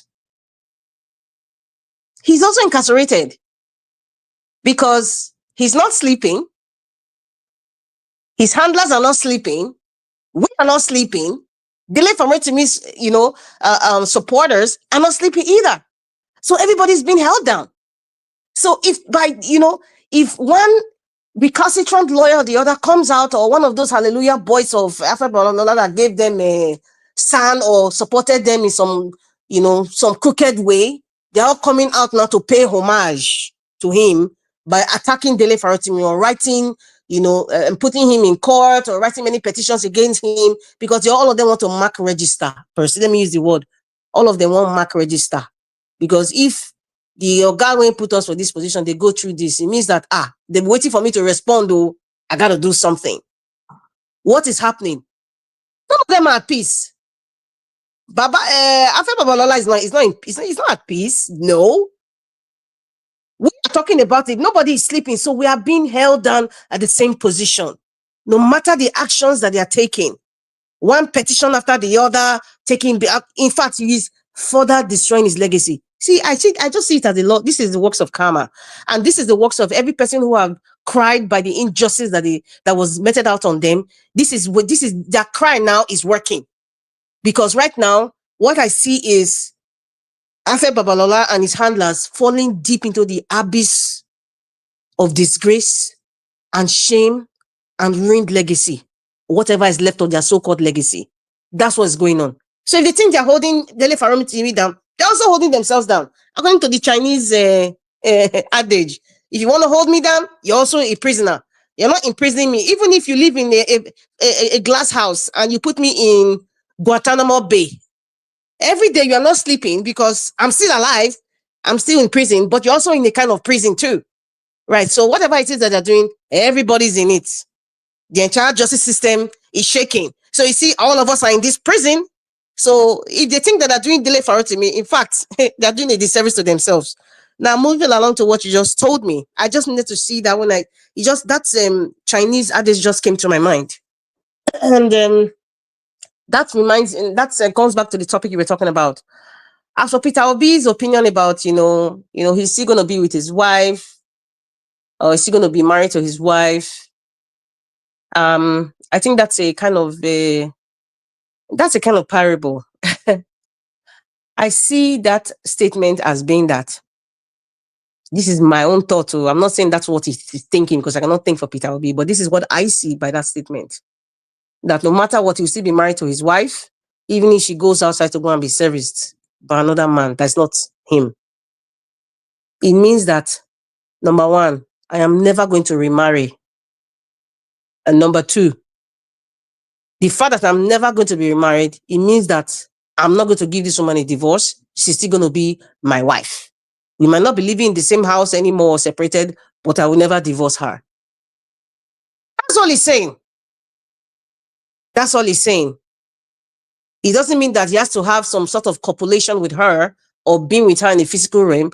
For him, he's telling everybody now, I would never remarry. For the time from now to the rest of my life, I will always be known as Peter Obi that married one woman. I will not be somebody that, Peter Obi was divorced, or maybe this is Peter Obi's second marriage or third marriage or fifth marriage. He does not want to be identified as that. And that's why I said, no, he's trying to say, okay, that's the extreme that men would go. They say, okay, because my wife, cheated on me, it's over. No, he's telling you that if he gets to that point, I'm not going to divorce her. I am never going to remarry another person. That's it. That's what I see there in that statement. Now, the second one you're talking about, the doctor, I don't know if that person was a medical doctor, I assume he's a doctor, that said a man must be 721 21 days, else it's going to cost some prostate or whatever, some issues with the men's prostate.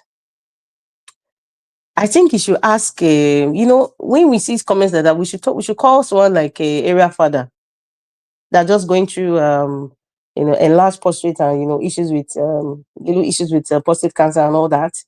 And we don't see him as a man that will have a 21 days straight. Maybe he does, but let's say he did like 30 days straight or 21 days straight, but he still has this issue, this health issue. And let us even ask, okay, what happens to the ones who have dedicated their life to God? I'm not with them, but before some people come after me, the Reverend Fathers, whatever. I don't get to know the stories behind whatever you people want to say, but what happens to that? Okay, what happens to someone like Mr. Elvis? Mr. Elvis, okay, you've been in Nigeria now. It's not past 21 days. That's why I made that prayer for you. Some of you are in Nigeria now. Maybe your spouse is in another country. And nothing has happened for the past 30 days. What's happened to you? Please. Only in Africa you hear a doctor come out to say this. If you know that it is better for somebody, you give us reasons why, polygamy is best practice for an African black man or a man generally. Like, because he didn't say Africa, he just said men. A man generally, just say that, don't use the excuse of sexual gratification as an excuse for, or a yardstick, excuse me, for saying, using the sexual aspect, because our forefathers, I can remember, excuse me, some older men who have spoken to, many who have passed on, they've said the reasons why they went into polygamy. Clearly, Straight up. It wasn't anything about SCX. It wasn't about that. It wasn't about that. And I even read in one context, why did King Solomon marry so many wives? Why did he marry so many wives? Why did Fela marry so many wives? We need to start talking about those aspects that make you a man, not just about the phallus, or not just about, ED, or not just about I must be with. No, it's more than that. Is what we need to be hearing this generation, because everything has been sexualized on TV. Every single aspect, up to school, every single aspect has been. We need to talk about things that are more important. Why did our fathers marry multiple women those days? It was clear. Why did King Solomon marry a lot of those women? They say 800, even if it was exaggerated. They say he had 800 wives or 200 concubines or whatever. They did those things for unity of nations. Unity of nations. The most wisest king ever. If I married a daughter from Judea, I married a daughter from the East, from Antioch. If I marry someone, they will say, our daughter is there. Oh, she has children for this man. Oh, I beg, let us not fight war. Let us work with this man. Wisdom, man. Those are the things we should be talking about, not because he needed a ejaculation of some sort. I'm trying to use my words carefully here, because people are listening. Children are listening. It wasn't because of that. So we don't need to be hearing that. Our fathers who have lived, our grandfathers live over 100, 90. At some point in their life, they stopped having these relations with women. They were okay. Lifestyle, for Christ's sake. Lifestyle. Health. What we are eating. What our forefathers were eating those days is not what we are eating today. Many of us are eating GMO foods. Many of us are not, you're not going to the farm every day. You're not trekking 10 kilometers every day and back like nothing. We're all driving cars. We're all lazy. Some people are just sitting at home. You can have everything ordered to you. You're just there at home. You're not working. You're not doing hard farm work. You're not tilling the soil. So your body, your circulation can run. It has nothing to do with this EJ thing. I need to hear people come online and talk about the value of men in relations to women. Even if you want to talk about the value of men in relations to having multiple wives, it's okay.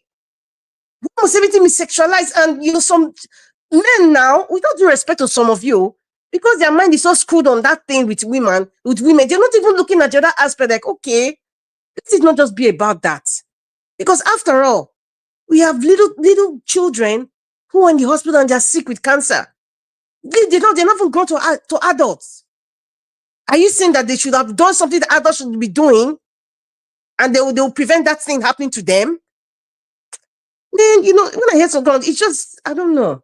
Because some men who are, as they say men are polygamous by nature. I'm not even going to argue with that one yet. That's the topic for another day. We'll just say, yes, that's how we should have side chick. We should have side biscuits, side orange, side bolo soup, side egusi, side everything side. Yes, this is the justification for it. You will not tell them, do you hear what that doctor said? Like only in Africa, I would say. I'm saying it with laughter. Only in Africa. Forgetting that this same man will not tell you. If you get side Ogbolo, side Akamu, side whatever side, you are liable to collect so many STIs. In fact, the one that will terminate your life safe. You come contact all. And you now bring it home to the innocent woman. By that time, you'll be talking about, the doctor said, I have to do it 21 times in a month. They should be educating people with more things that are very important. Things that you teach young men, young boys, what it is to be a man, a real MAN. Not all this 21 times in a month else. But Mr. Obvious, if I talk to them, they'll say, this one. Yeah, I love men and I respect men a lot. And I believe, I don't believe in, I am not a feminist, and I believe it's a man's world. And I believe everybody has a role to play. And, and I believe that, as a man, these days we are lacking a lot of mentorship for men. A lot. Even the ones that you expect to give, to teach people what it is to be a man, and to be proud to say that this is what a man does, this is what a man can accomplish, and all that. We're seeing less and less of it on a daily basis. In all social media, it's all about sexualization of women, or a man needs to do this, or a man needs to do that. There's nothing inspiring. All the good men, majority of the good men are all gone. It's just a few ones that we see, like Mr. Elvis, that comes out, and he's balanced, as a man, and even gives us a little snippets of his life. It shows that he has a strong hold on his family as a family man. Those are the things you need to say in a very, proudly, just like so many other guys here, so it's, when I hear things like that, I just fast forward and I change the channel, because it's not gratifying in any way for me, or even people that, that we think that we can be inspired. There's nothing inspiration about that. Thank you very much, Mr. Elvis. I think I've spoken too much for today.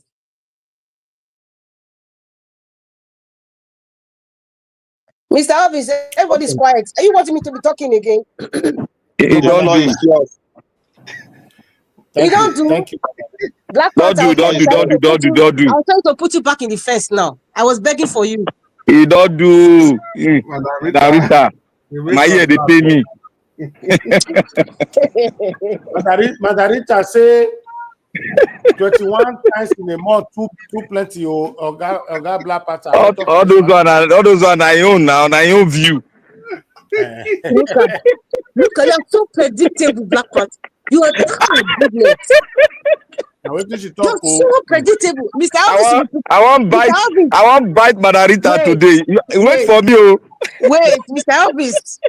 Elvis, talk true. Everybody's listening. Mr. Elvis, you know what I want to ask you? No answer the question. Do you approve of that 21 days as you are now? Do you approve? Which one be 21 days, sir? Who they talk 21 days? Wait, I'm asking Mr. Elvis the question. No, wait to be my own for this matter. I bow. See me see trouble. Margarita, me I get question. Put your question inside your pocket. Mr. Chris, I don't trust your question. Please don't ask me, I beg. No mind, I won't catch you for Lego.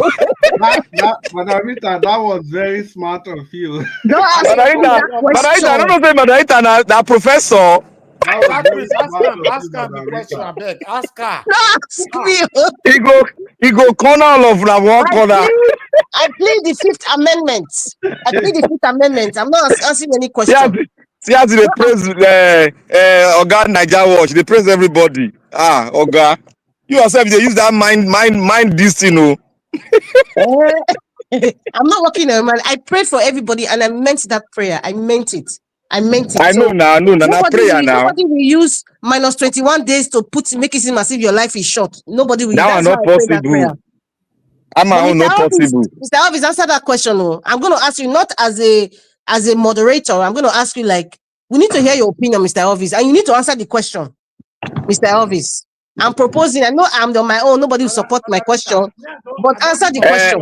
I don't give my opinion before you come. Since now, go play the video. No, okay. Tell me now in life. Margarita, don't worry. I'll pull him out. I don't give him tell since. Now lie. You never give anything. Before we go, you are just being political. You never talk anything. Wait, Margarita. Do you not support the 21 or the 4 times in a month? Just one of the two. No story. If you have the opportunity to be with a partner who can go along with the program, fine. If a partner cannot go along with the program, you should manage 4 times. What is the minimum, Margarita? Should be asking me.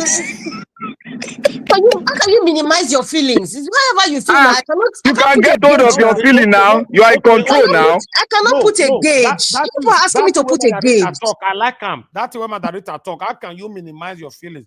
What about if your partner not deliberately minimize your feelings for you? Mr. Elvis, you are in control of your feeling now. You can minimize it.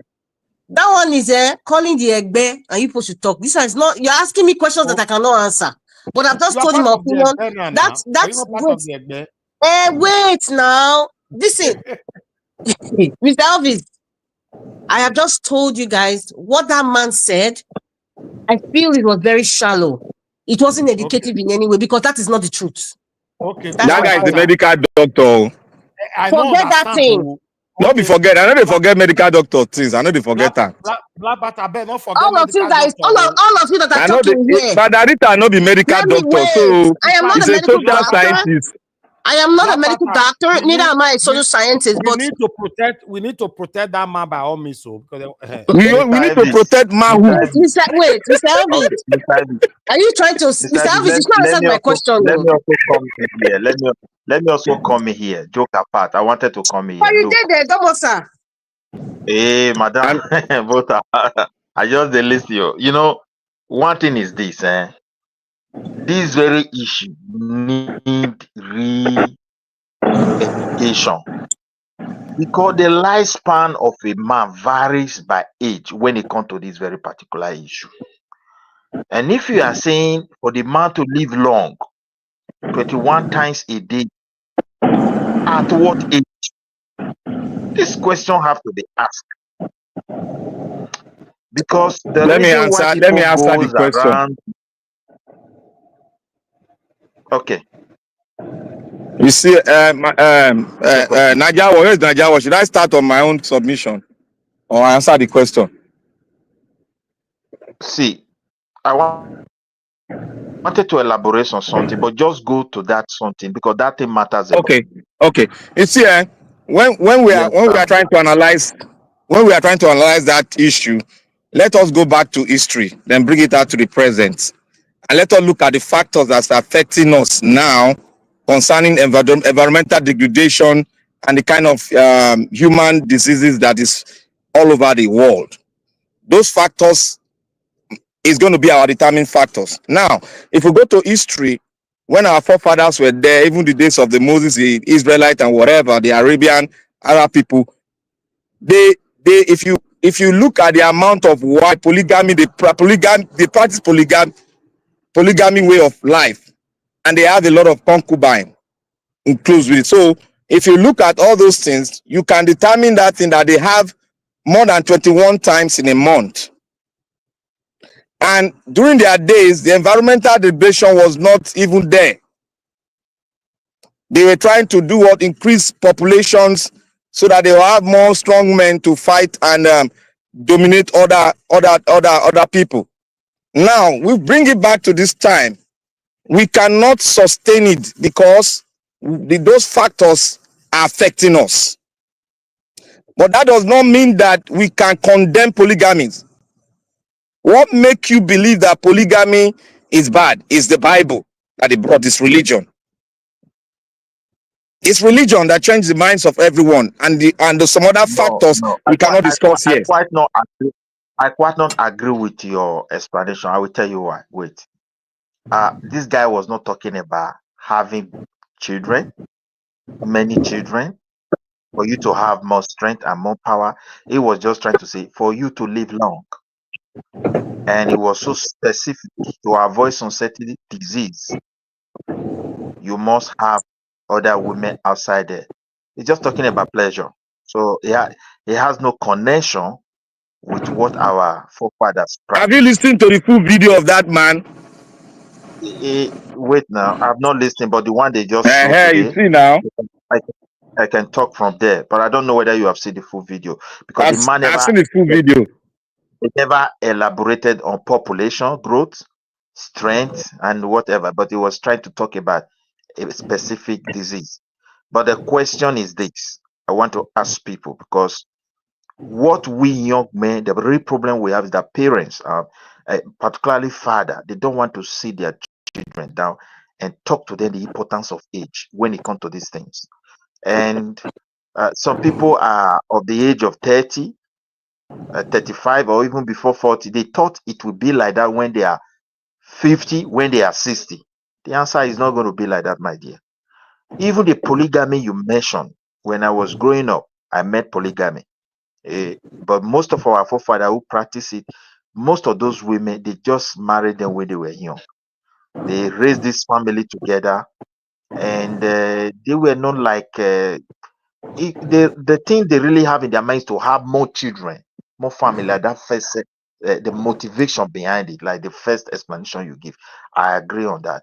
But if we said we need it 21 times, we need it 22 times, I do understand everybody God did not create us with equal strength when it comes to that. But if we are going to say, oh, have more concubine at old age, the person will not even last. I have to be honest with you.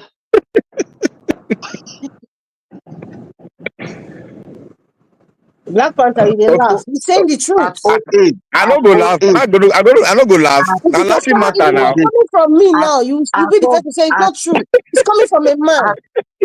At old age, my brother, that man will My never. idea be that. My own be that. That I'm just telling you the truth. One, I will tell you the reason.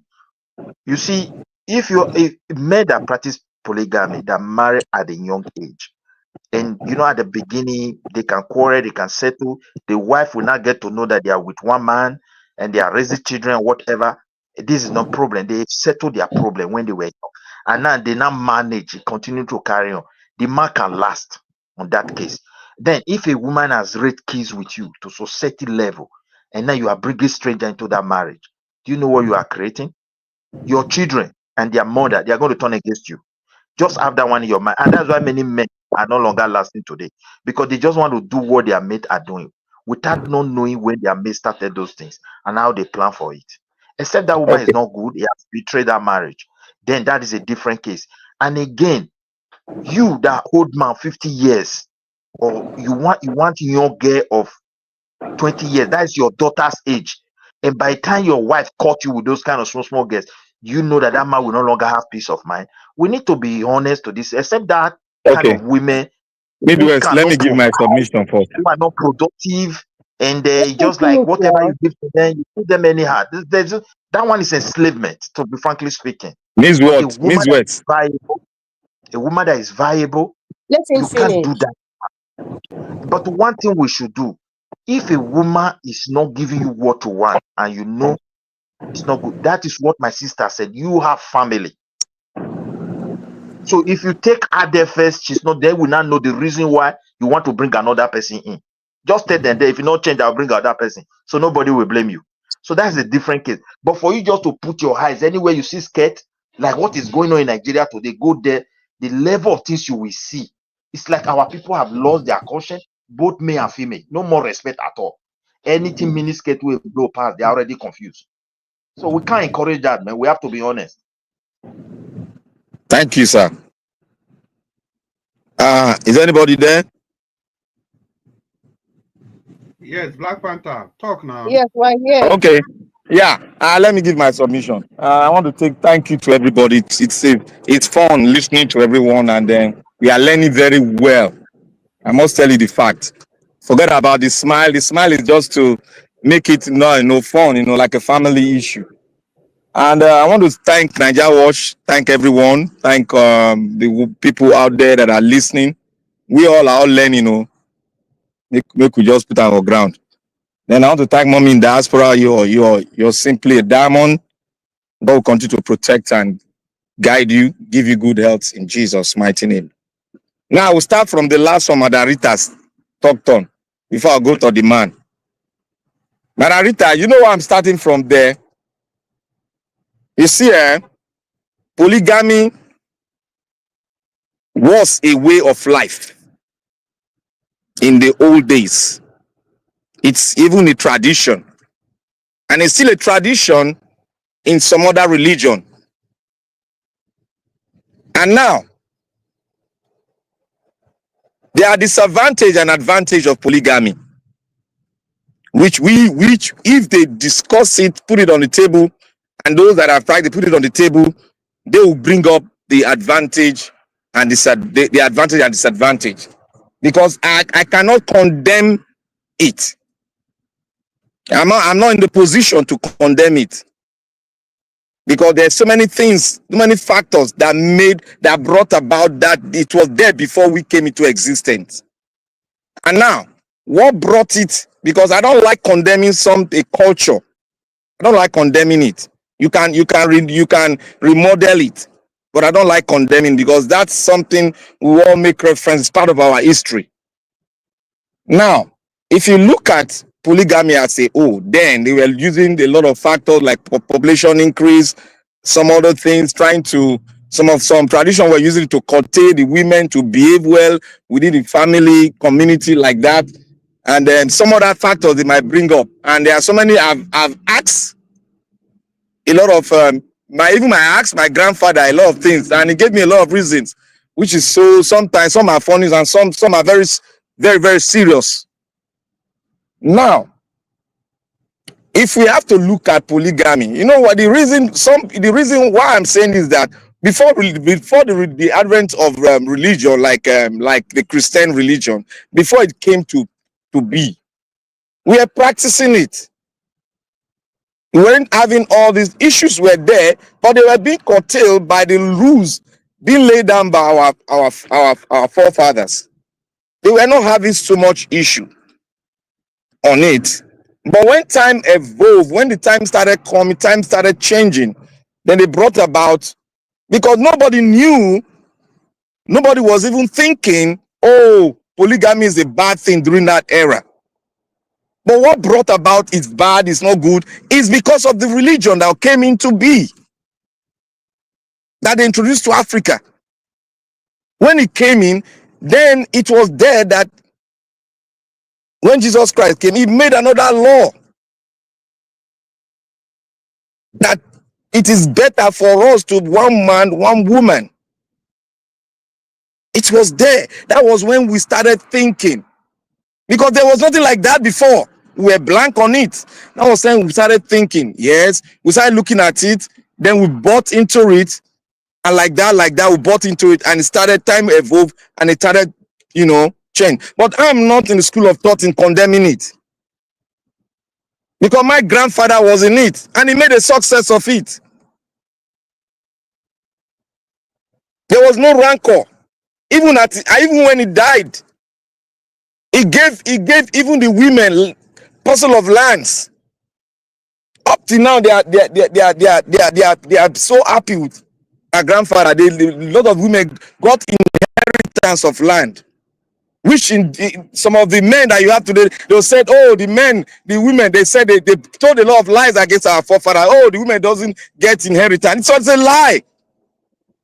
My mom had 2 plots from his father, and he was not even the number 1 or number 2 or number 3.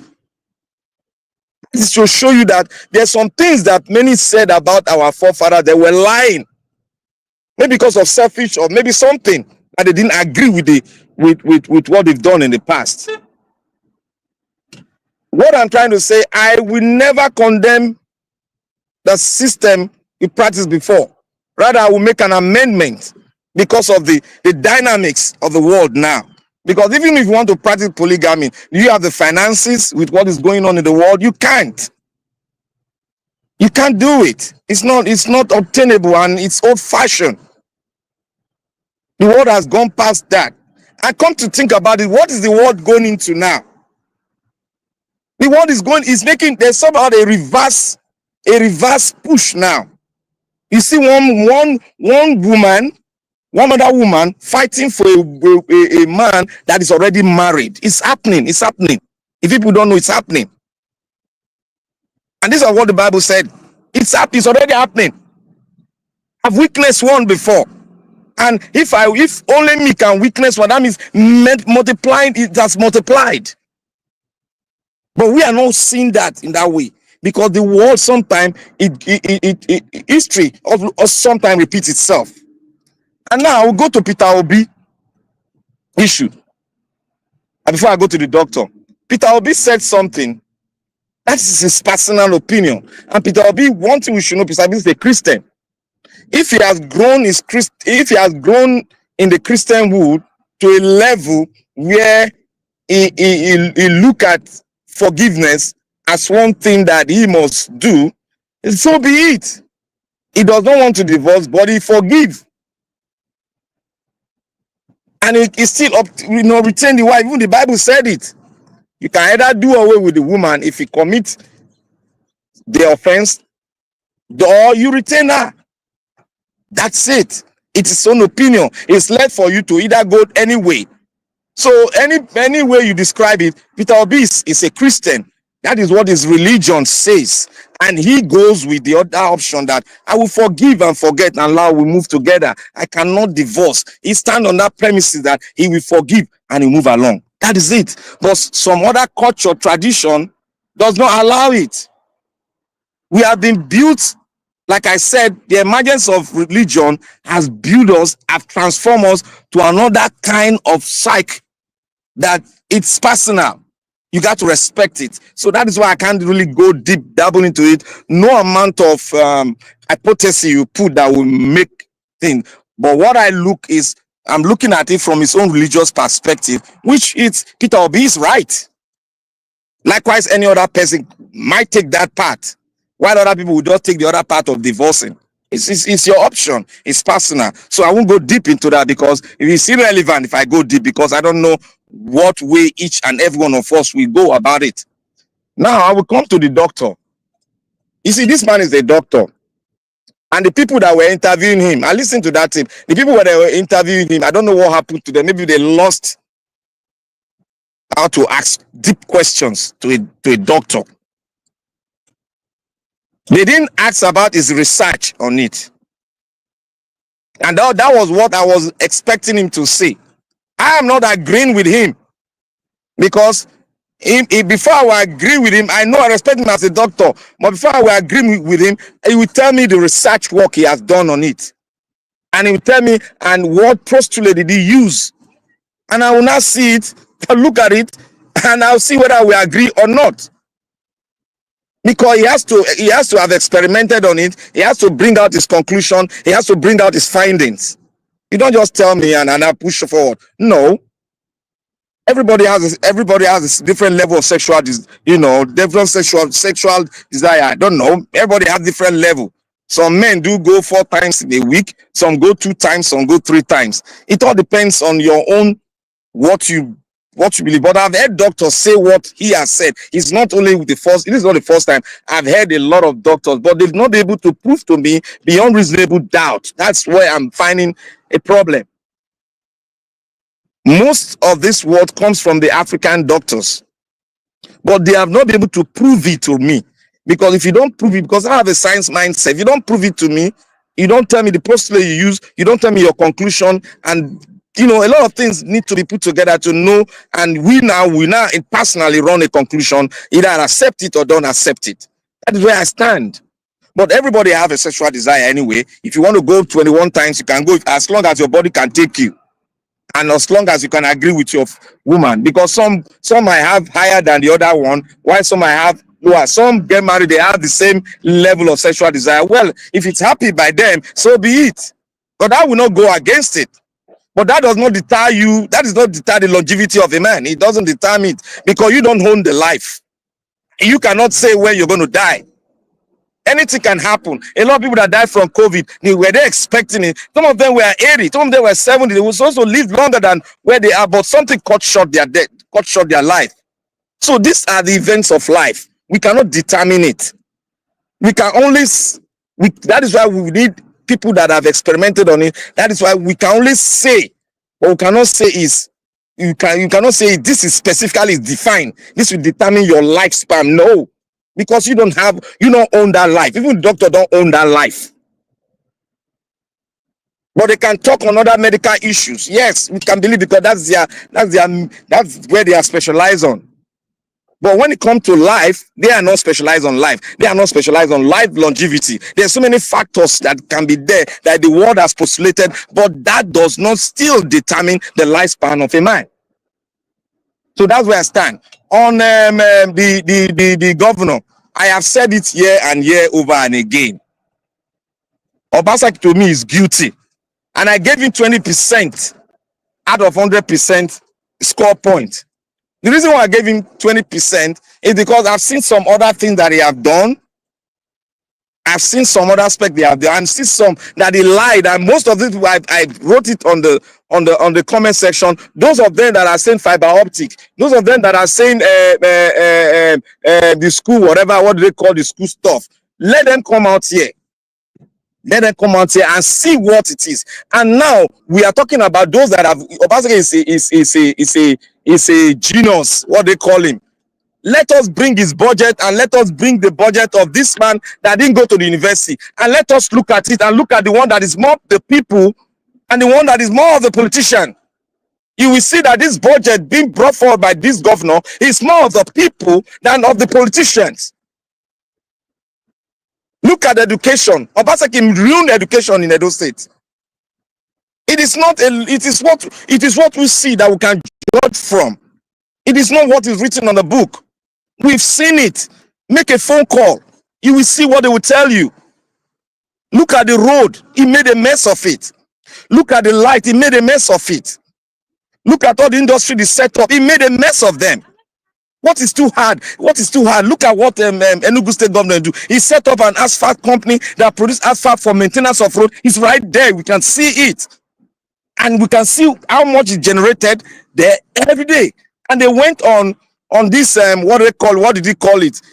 Online issue. You can go online and check in Enugu State, they are online too. So what is this hula balu of the government being online? You can search, go to Edo State Net, all the things that the Basaki said, whatever I blow hula balu about. You cannot see them right there. Like Madam Rita said one thing. Look, the mindset of a scammer, you can see it right inside of him. He made use of the minds of I'm not calling him a scammer, but he made use of the minds of the Edolite. He twisted us, he conned us. We couldn't look at that. We were pitying him. It's not our fault, it's our belief. But he took advantage of it and made a mess of it. And now our judgment, most of the Edo State, they cannot judge. They might be partial, or they might be, because they belong to that party, they don't want to say the truth. That is Nigeria politicians for you. They don't even know if they are even conservative or they are liberal. They don't even know.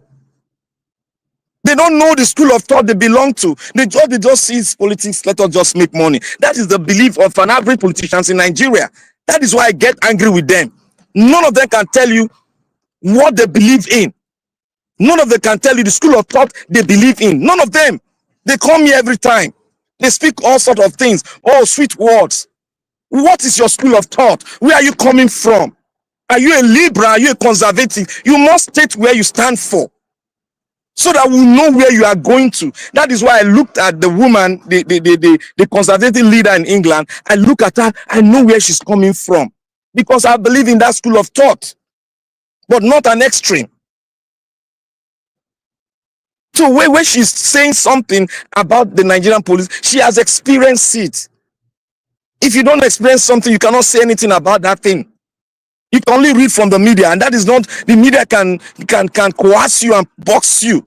But you got to experience this, because you are talking about a nation, your own nation. You got to be factual in it. And she was factual. Let anybody come out and prove to me that what she has said is wrong. Let anybody come out. Let the Nigerian police come out and tell us that what she has said was wrong. They can't prove it.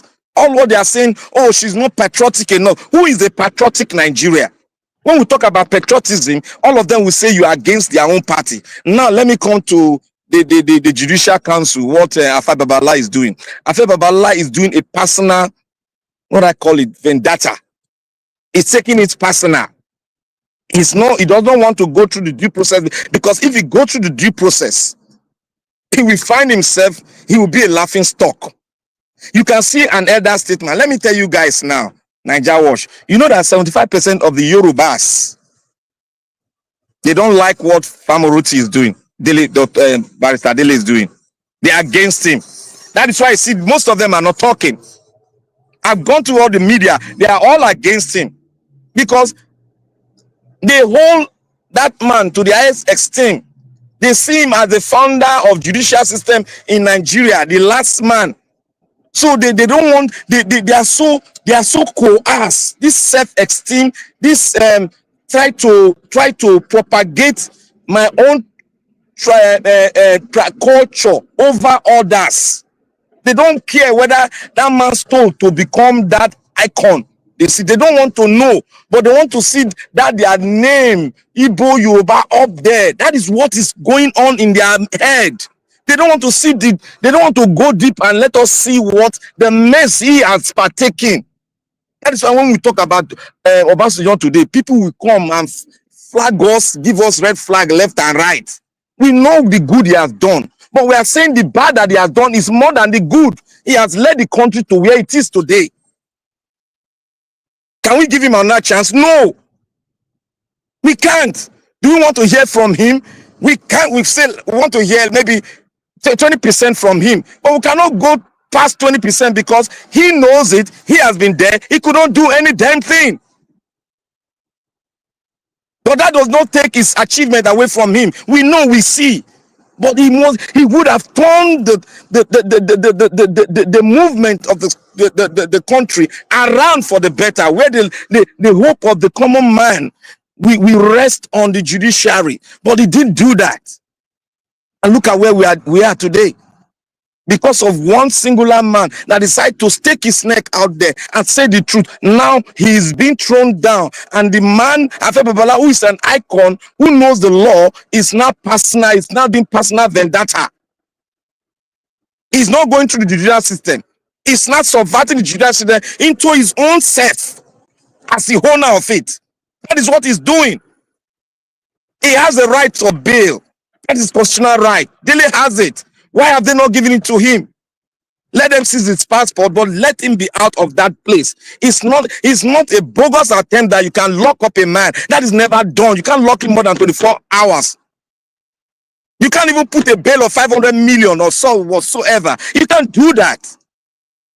He has to bring what the highest can bring is a shorty. Because bail is free. So this thing we are talking about, it lies on the Yorubas themselves, how they misinterpret it. Because we all here that are Nigerian, we are saying this thing is wrong. If you look at it, the people speaking out there, majority of them are the non-indigenous, non-Yorubas. If it affects the Edolite now, because we have one mindset. If you are doing wrong, we hit you. It's the mindset of every Edolite. We tell you, you are doing it wrong. If you see your record, we say it has affected because of your ineptitude. It has affected my children. You are wrong. But that's not the way of even the Fulani. Is not their way. You see them praising somebody who has stolen 900 billion. Accountant General. They see praising him. Because they want to do this cultural, whether superiority, cultural superiority or whatever, religion superiority over the other one. That is what their mindset. That is their mindset. And that it has multiplying effect on other people. That is why the Yorubas and 5% of them are not digging into what led Dele to go in deep. And what he has said, is he wrong? Go and check what he has said. The issue. The court issue of the land issue, go and check it. It's still there. They've not even changed it. That's the worst thing. They've not changed it. And everything he spoke about in the book is perpetrating his ugly head out there by the same person he has accused. And still, everybody put a blind false eyes towards it. The Yorubas are not speaking. Rather, if you go to the channel, all the channels checked where the people that had come from Dele's side, they are all against Dele. Because Dele is trying to pull the Yorubas down. That is what they are saying. Because Babalola is like the owner of Yoruba land. He cannot do no wrong. That is it. That's what they say. Why should he bring it out? Why don't he go to Babalola and yarn it out secretly? That is what they are saying. That is why you see the judicial system now. They are not talking. Even Zekome did not talk. Did not say anything about it. I'm really angry with him too. What Babalola is doing, is he right? Do they have jurisdiction over it? Is that case criminalized? Let our elder statesman of Edo State, Zekome, come out and speak it. He's a professor of law. Let him come out and speak on this issue. If they are not hiding something from the Nigerians, let him come out and speak. Falana spoke a little, but he did not go deep. Let other people come out and speak. We have a lot of sand. What about this son that said he lost so many cases because in the appeal court? I've forgotten his name. Why can't they come out and speak on this issue? That the judicial system is corrupt. And I feel Babalola, this is what he did during that case. Let them pull out the case and let us see it. But they are afraid because, as we all said here, it's like a fraternity.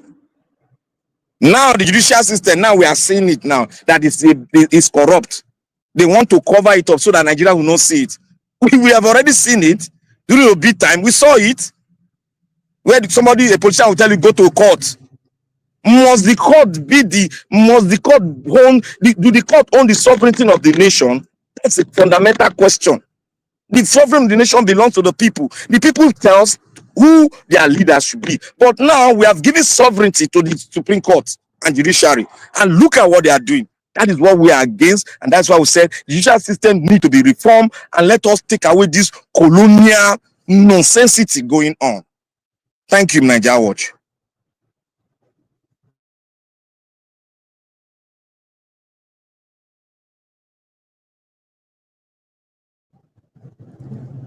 Now they there? Yes, we did. Black Panther, we do well for that submission. Nigeria was not there available. Yeah, people, all of us don't talk. So what we go do now be saying short term. Now bonanza we did. We supposed to close long ago. Now me even can't cause the wahala. So what we go do now to give our final submission. If I do, I don't come out. F. Emmanuel, you still there, so. Well, F. Emmanuel has not really been around. They've been calling his name. Midwest people, you still there? I do. Midwest, welcome to the show. I hear my brother, they come. Okay. Now, me first of all, they welcome me. I'm supposed to welcome. I'm supposed to welcome all of them. How we go do? My brother, what I want to say is that it is good to be good, And my advice for my Edo people be say, let us drop what is called emotion, because 2020, I see it like an emotion, electoral emotion. We really move with that feeling that someone is being oppressed, and naturally it's in our blood. We hate oppression. We don't unite with our own to be oppressing anybody. So it has always been like that. Though people hate it, generally, all the people from the estate somehow. So that's why we fought that victim. And we should work hard to support this current governor and do our best to also monitor him, chastain him. We shouldn't be the type that would be only be singing praises. We should make that note to him.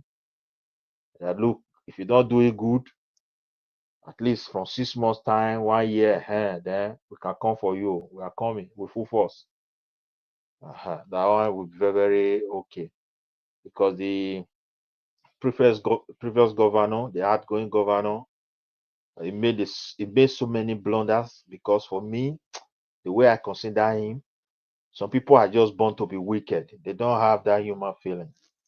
So such people, any opportunity you give to them, the next thing they will think of is how to, because of self, naturally that wickedness that is in them, they will be blind to other things, and they will not listen to advice. They will not realize that what they are doing is very bad until the last moment. And that is the case of our governor. Just imagine coming to a whole Edo state under the investigation, and the entire contractor, no one is from our place. Oh, my brother, it's so heartbroken. So how is our people going to grow? Even if you look at those judges, he refused to swear in. They are from Edo South. I think those 3 judges. So you imagine how he wants our people to grow. That's why what we gave to him. And then look at the land he confiscated. I just pray for, the deputy governor. He promised us they have to look at, because me, I'm from Orion. It breaks my heart, because if we lose that land to foreigners, that means there's no more Edo. That's just the fact. So the idea of they are planting Pakane, the company is in Canada, I gave them 1 billion. My brother, that money, gave it to Edo diaspora, attract farmers, come in with tractors for them to plant cassava. You're going to grow millionaires. I keep on promising, because those lands are very fertile. and you go to great, and if you had that know-how to eat, my dear, the farmer will grow, they will make more profits, that will also create job for our people. I see no reason why you should go and invite a company from Canada, and even the money you boast of that they brought to those states, we can't find the account. That's another funniest thing. I think they are looking into it already, because they couldn't find any account where people invested that kind of money. So it's so heartbroken, you know. So you chase them away, pay them 5,000, get 5 acres of land with cassava. It doesn't make sense now. And they were bringing people from IDP camp to come and occupy our village, because our people were so frustrated. Many of them they were just abandoning their place of origin for those people to settle there. So that's to say there will not be Edo people again in those areas. And this over migration of our people is already affecting us. So to put everything into consideration, it failed. So sometimes when we talk about it, people will say, "Oh, we're talking about hatred. This one that is coming in now, is going to do?" No, is the truth of the matter. We gave him much. That's just the truth. We gave him much, and we're expecting much from him. And very unfortunate, we didn't even get little. So I don't know what I'm going to boast of for having a man like him that read very well, who studied United States, who has been in the circle of government during the time of Oshomole. And now you left office. Look at EBS. People are even ashamed to associate with that place, and they spent close to 40 billion, according to record. And those who have worked in that place for many, many years ago, they went there, they were so disappointed.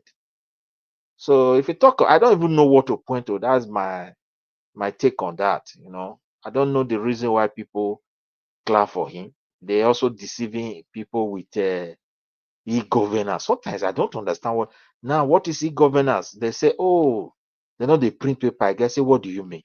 In my house here, I know the letters I receive every day, a week, from different authority. My brother, is it from Ministry of Finance? Is it from Ministry of Health? Is it from tax office? Even now, say, for this Russia problem, we they receive different kind of letter for house. So from different office, you must receive one letter or the other. Even here is even lesser than Germany, because I have a friend in Germany itself. Every day you receive letter there. Their own is too much. Ask people. So, and there's nothing you can process here in Scandinavia that at the end they don't have a letter or something paper to give to you to go and keep because of that something. And yet you can stay inside your house and access so many things by yourself, particularly by yourself. Is it about vehicles, owners? Is it about your own tax record for the past 10 years? Maybe you want to check 2000, even 2020, you want to check. You go there, you put the date, everything will be coming out. So I don't know the kind of e-governance they're talking about, because I don't see anything there. Those people cannot, those are apart from minor record that you can just access, which is general record, because there are some that are general. Nobody can come and access my own data. No, it's not possible. Even the government, I cannot access some aspect because of hackers. But if I need information, there are places I have to even go and ask. Those are the people that can be able to go in there, because they themselves will identify themselves going there, and whatever they did there, the system is also programmed to record their activities as well. So they can give you some information if you want. Like the e-governance, when you ask something, they know they carry file, they know they print paper again. Oh, Basek, you want that, my brother? All those things are scam. Those state is not even on track of what is it? Because it local, no, not local, analog. We are not even good in analog record, not talk of the so-called e-governance. They just baboozling our people for nothing. And I hope Okbewuru, if I look at this budget, my brother, I believe it's really with a good team, because issue that affect us as a do, particularly that of Ekboma University, that they want to, I don't know whether they want to close it for any reason. So if this budget is properly implemented and is able to fulfill it, I think they will revive the image of that school, will go a long way to affect that school and the image of that school. And that would be good development as well. Even the primary schools without roof, without a blackboard, and you say they are using computer. I don't know the kind of computer they are using, this iPad or Android or whatever they call it. Here in abroad, all these children, they all have a Android and iPad or whatever they are using. Yet there's no classroom without board. The teacher still have to write for them. The teacher need to use the board to give some specific explanation. Even when those children close, when my son was in a junior and upper secondary school year, he used to come home with his own computer. They gave it to him in the school. So he used it all the time, and after the whole year, we return it back, they will give him a new one again for the other year. And yet their teacher, their classroom, every day they still use board. And I don't know the kind My of brother, sorry for interjecting you. Go and yeah. check the entire Edo State school, secondary school. Nobody has functional laboratory for the science students. None. No, yeah. So I mean, I don't understand that do best. It's so heartbroken. And the commissioner of education, I think she was a professor.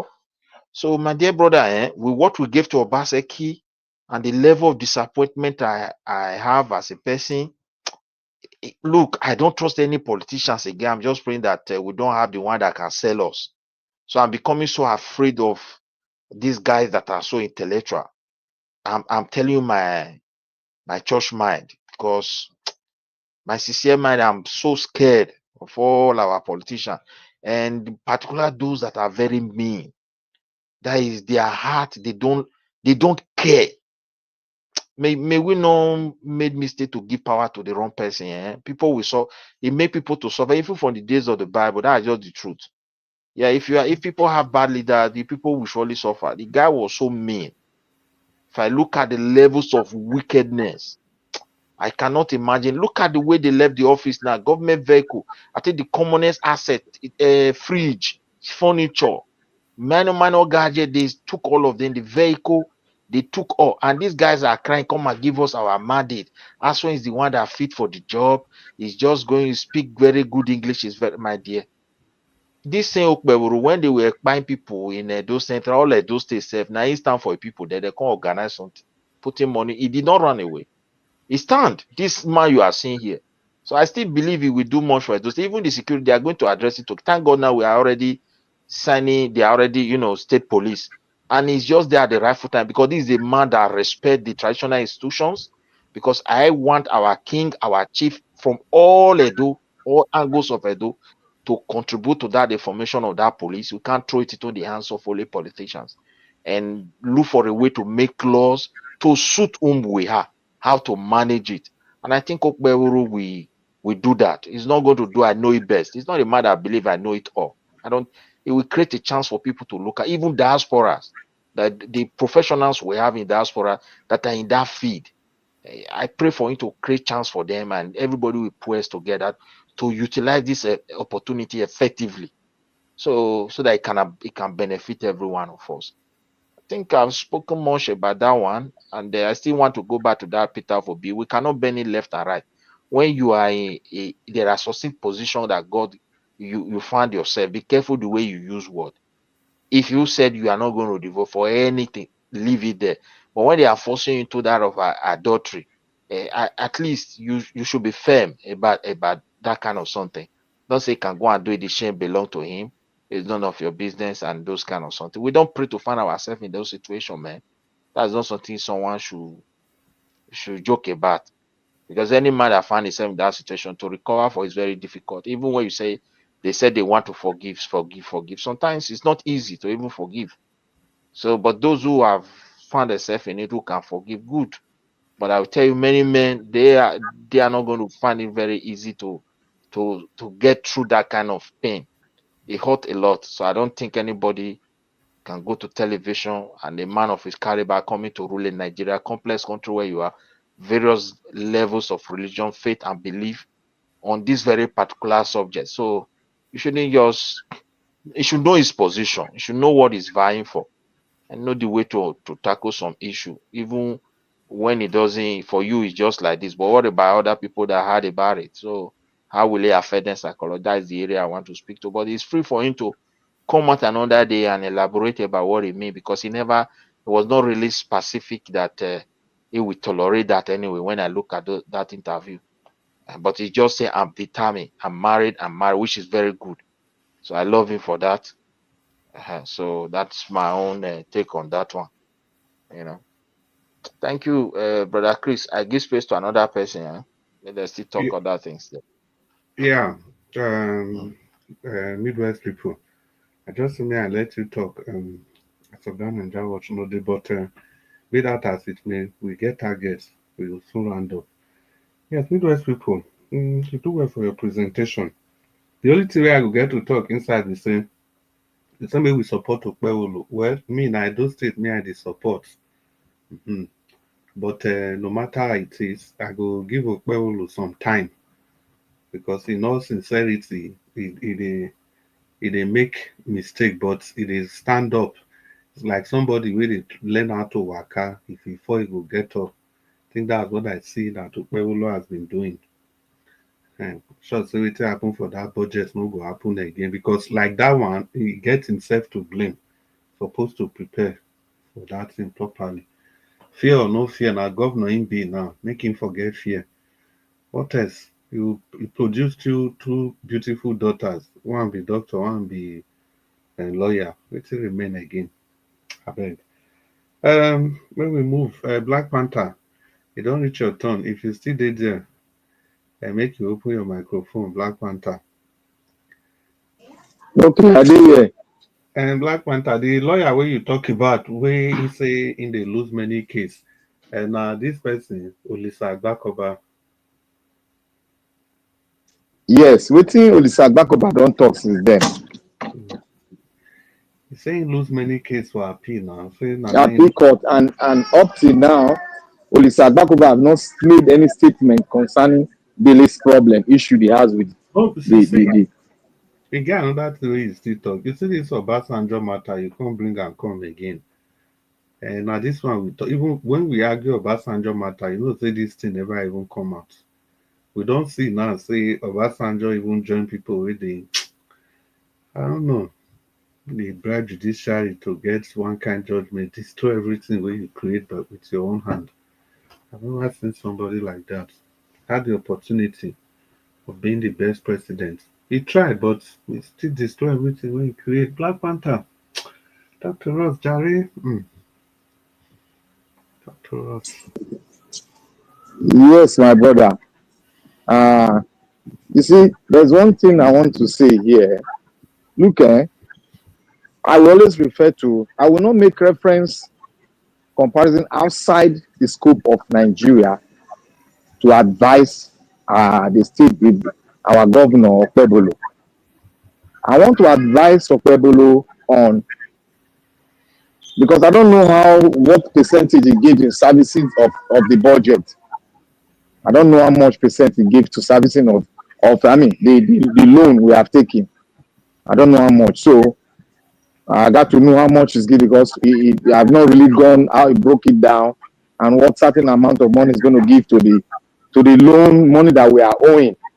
So because now we are just playing, I've not really gone into it. And if anybody has gone into it, I just beg that we should come out and tell us what he has written on that, what he's going to do concerning the loan. But with that, it's on the budget is the people's budget. I love the budget. I love what he allocated to education. Can you imagine an educated man came in, a technocrat, he slashed the budget of education to a state whereby they could not even do anything but to pay salary. After salary, there's no infrastructure, there's no maintenance of educational facilities. It purposely, yeah. I beg you, no pay salary. No, I'm talking about the educational sector in Nepoma, which is owned by the state. You know how many people in the old there? It's owing a lot you see? Apart from even that, the new VC and everything, there was a committee that one another deep. I don't know. That one another deep and this thing again. Another the way it take cause enmity for that place. It made a lot of mess for our educational system. Can you imagine? create enemy for the all of them there. They fight themselves to the extent it almost turn to tribal thing.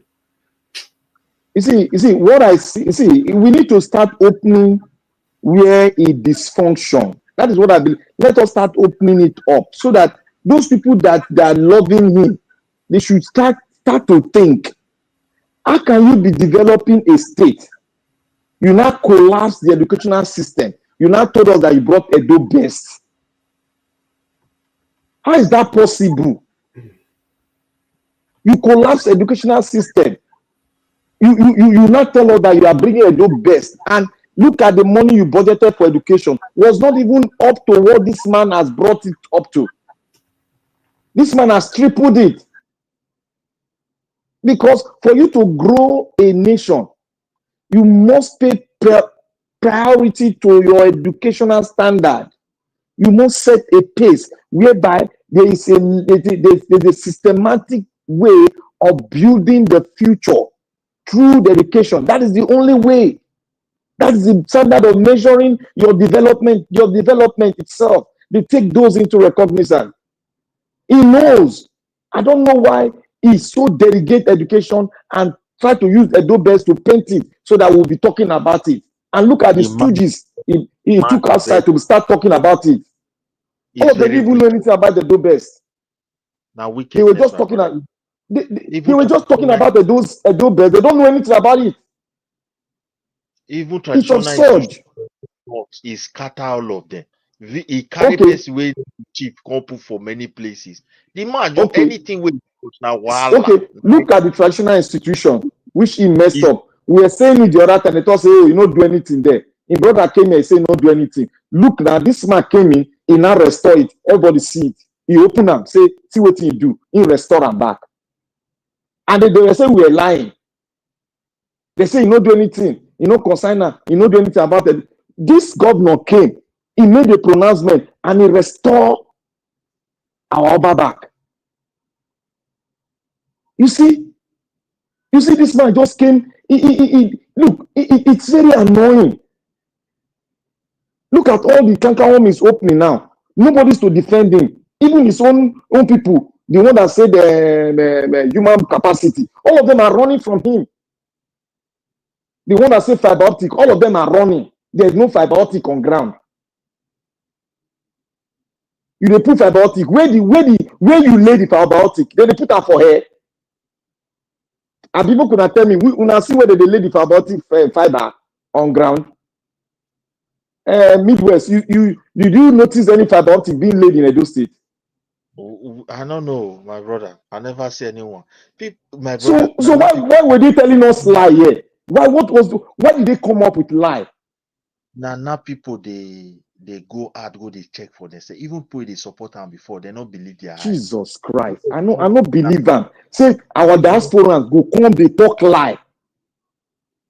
Those ones where they do wait till they believe people, they all believe for that lie. When people come they visit ground now, come they see document, come they ask some kind of things. They go, even people they close to them, they go fear. Say, okay, let's go to the road now. The road now, we don't know who he gave contract to.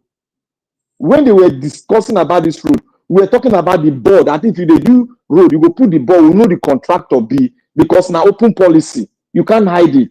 It's supposed to be open because all government should be open because they belong to the people. You're supposed to put on board who the contractor is and duration of the contract. Obaseki never did it. And nobody questioned him. We were questioning it here. They told us to shut up. That one said they were building factory in Edo North. We told him to go and bring it. He never came back. And he covered up that lie, he said. Why must you lie in terms of your own Edo, what you and I will benefit from? Why are you lying? This question is a question. This question is a question we are going to ask Honorable, what is his name? Honorable that comes here. Why did you lie? If he comes here, that's the question I'm going to ask him. I didn't want to make Chris touch that place just now. All the leadership, if you see confusion where he did that side alone. Now tribal problem, this guy just go there. I don't know how Saute explain now. Many problems they there. They say the management itself, they can't hit where they can't get for themselves. With the premier not even explode. You see, Midwest, the question where we go they ask now, all the people where they support the bicycle, when they come here, we are going to go back to that thing they use in supporting him because we need to clear the air so that this thing will not repeat itself again. We need to clear the air. Why did you people come out to lie? Because you are playing politics and it's going to affect you and I. You are an Edo person, I'm an Edo person. Why did you come out to lie? That this man is doing this, he's doing that. Meanwhile, he's not doing it. He did not perform in road. He did not do anything. All the project he did was project that was on ground. The one that he did from the grassroots, we saw it now. It's a shamble. And they come here to tell us it's building human capacity. Where? It's fiber optic. Where the fiber optic? Who get the picture? Make it bring down, I beg. I want to see the fiber optic where they lay on the ground in Edo State. Because I don't know where they lay fiber optic. That was when he was explaining fiber optic. I told them, who are you talking to? I don't know where they lay fiber optic for America. Yeah, I don't do that. They ask a question. Because I want to know. And they come here to go and blow our head up. Fiber optic laid in Nigeria. What happens to the fiber optic being laid by Globalcom and those private sector? What happened to that? Can't you lease their line and pay for it rather than you now saying you want to put fiber optic on the entire Edo State? Is that no waste of fund? Black Panther. Sir. May I interject? You know why? The question where they ask, so if in doing like that now, so what will happen to what they call them Afri investment, Obaseki investment? What will happen to Bawo and the Godalo, whatever? You see, everything, any contracts like that, first of all, it will pass through these two people. One belong to Obaseki, the other one belong to Aso Godalo. Then they go get their own 10% cut inside before anything. See that Radisson Blue Hotel, the same thing. Go see. They don't fair award the contract. They now have to bring in the company of Aso Godalo again. They can't evaluate the thing. For just that evaluation, the guy got over about 7 billion. And they can't add during the contract cost. The thing, they can't shoot the thing, go reach 20-something billion. The thing is crazy. It's crazy. If you see revelations, I wish Dr. Sien can be here to listen to this, and I really wanted to hear his opinion on that. Dr. Sien will not change because he does not understand the dynamics of Edo State politics.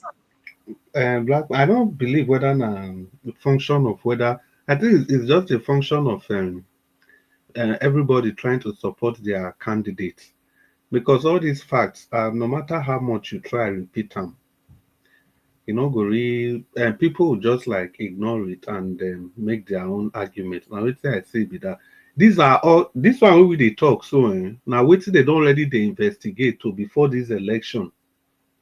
We never even they go where the things where they discover now. You see that Jared as I put down as so illiterate looking as his speech is.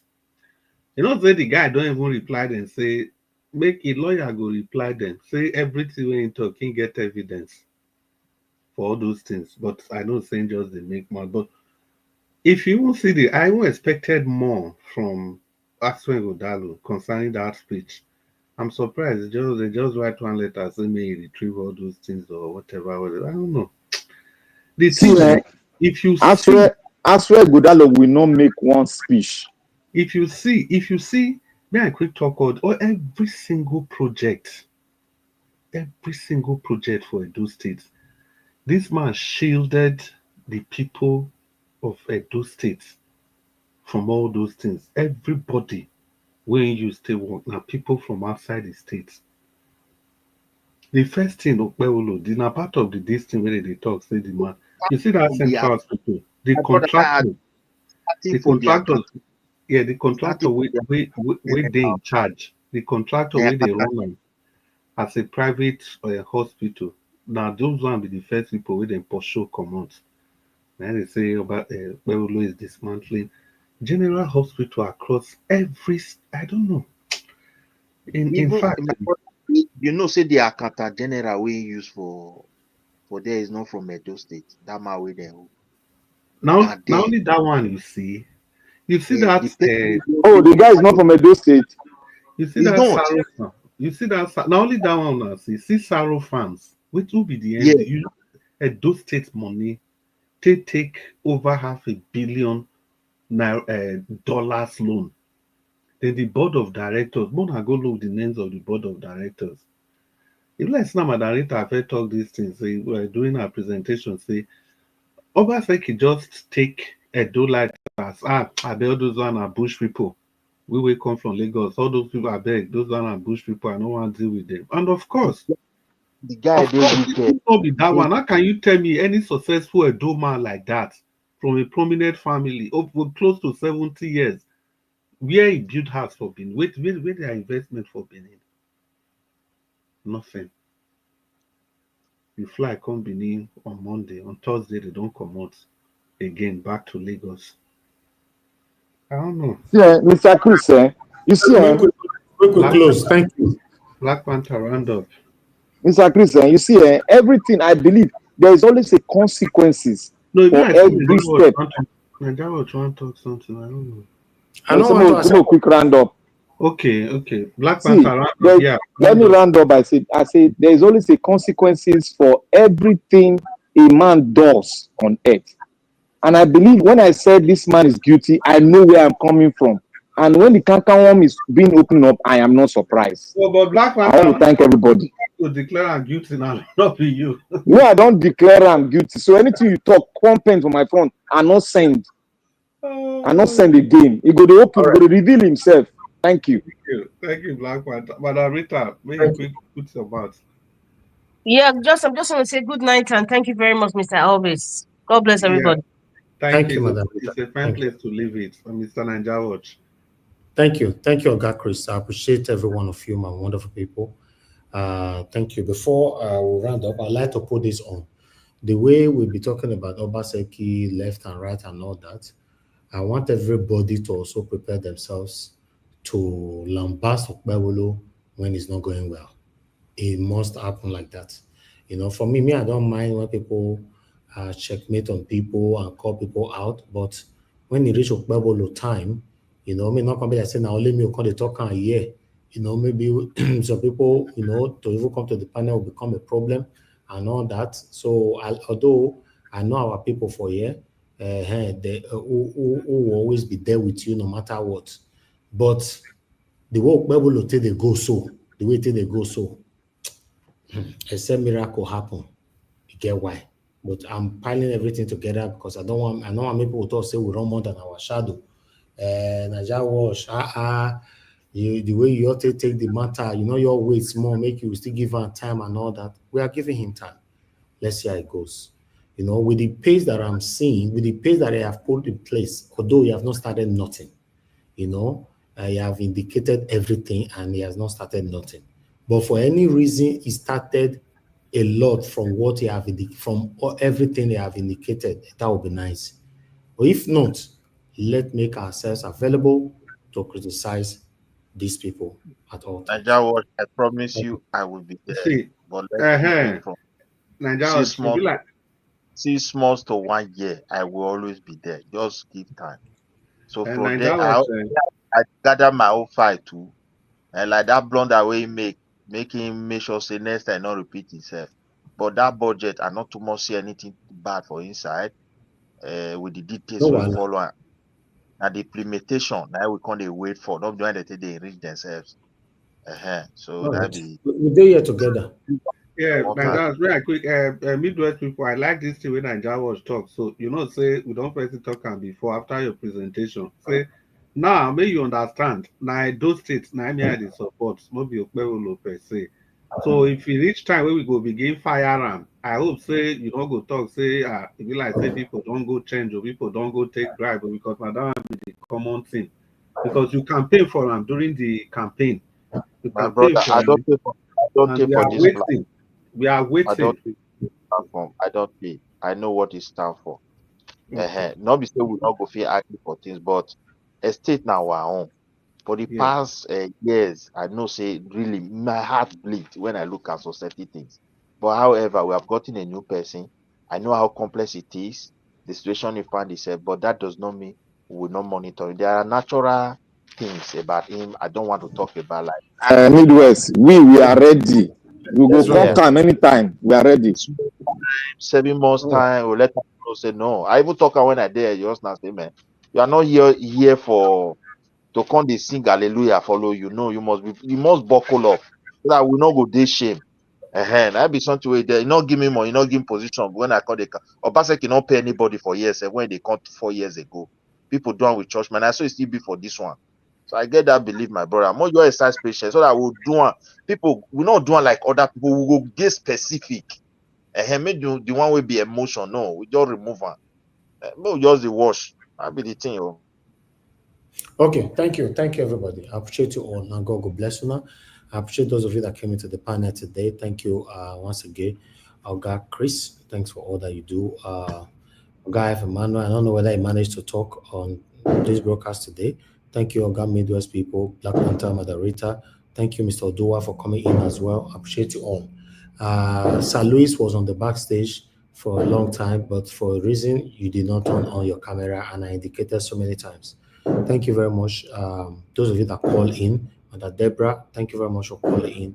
And Black Panther also called in earlier on, and or any other persons that called in. If in case I not remember, we can understand with us. Thank you very much, my people, right there on the comment section. Mother of Omomi Diaspora, thank you very much, Mommy. I appreciate you always. Thanks very much for all that you do. Abu Azi, thank you very much for all that you do. Mother Iris Finest, Mother Patricia was Mother Patricia was on the panel. Thank you very much, Mother Patricia. Thanks for all that you do as well, Mother Martina on by CTV as well.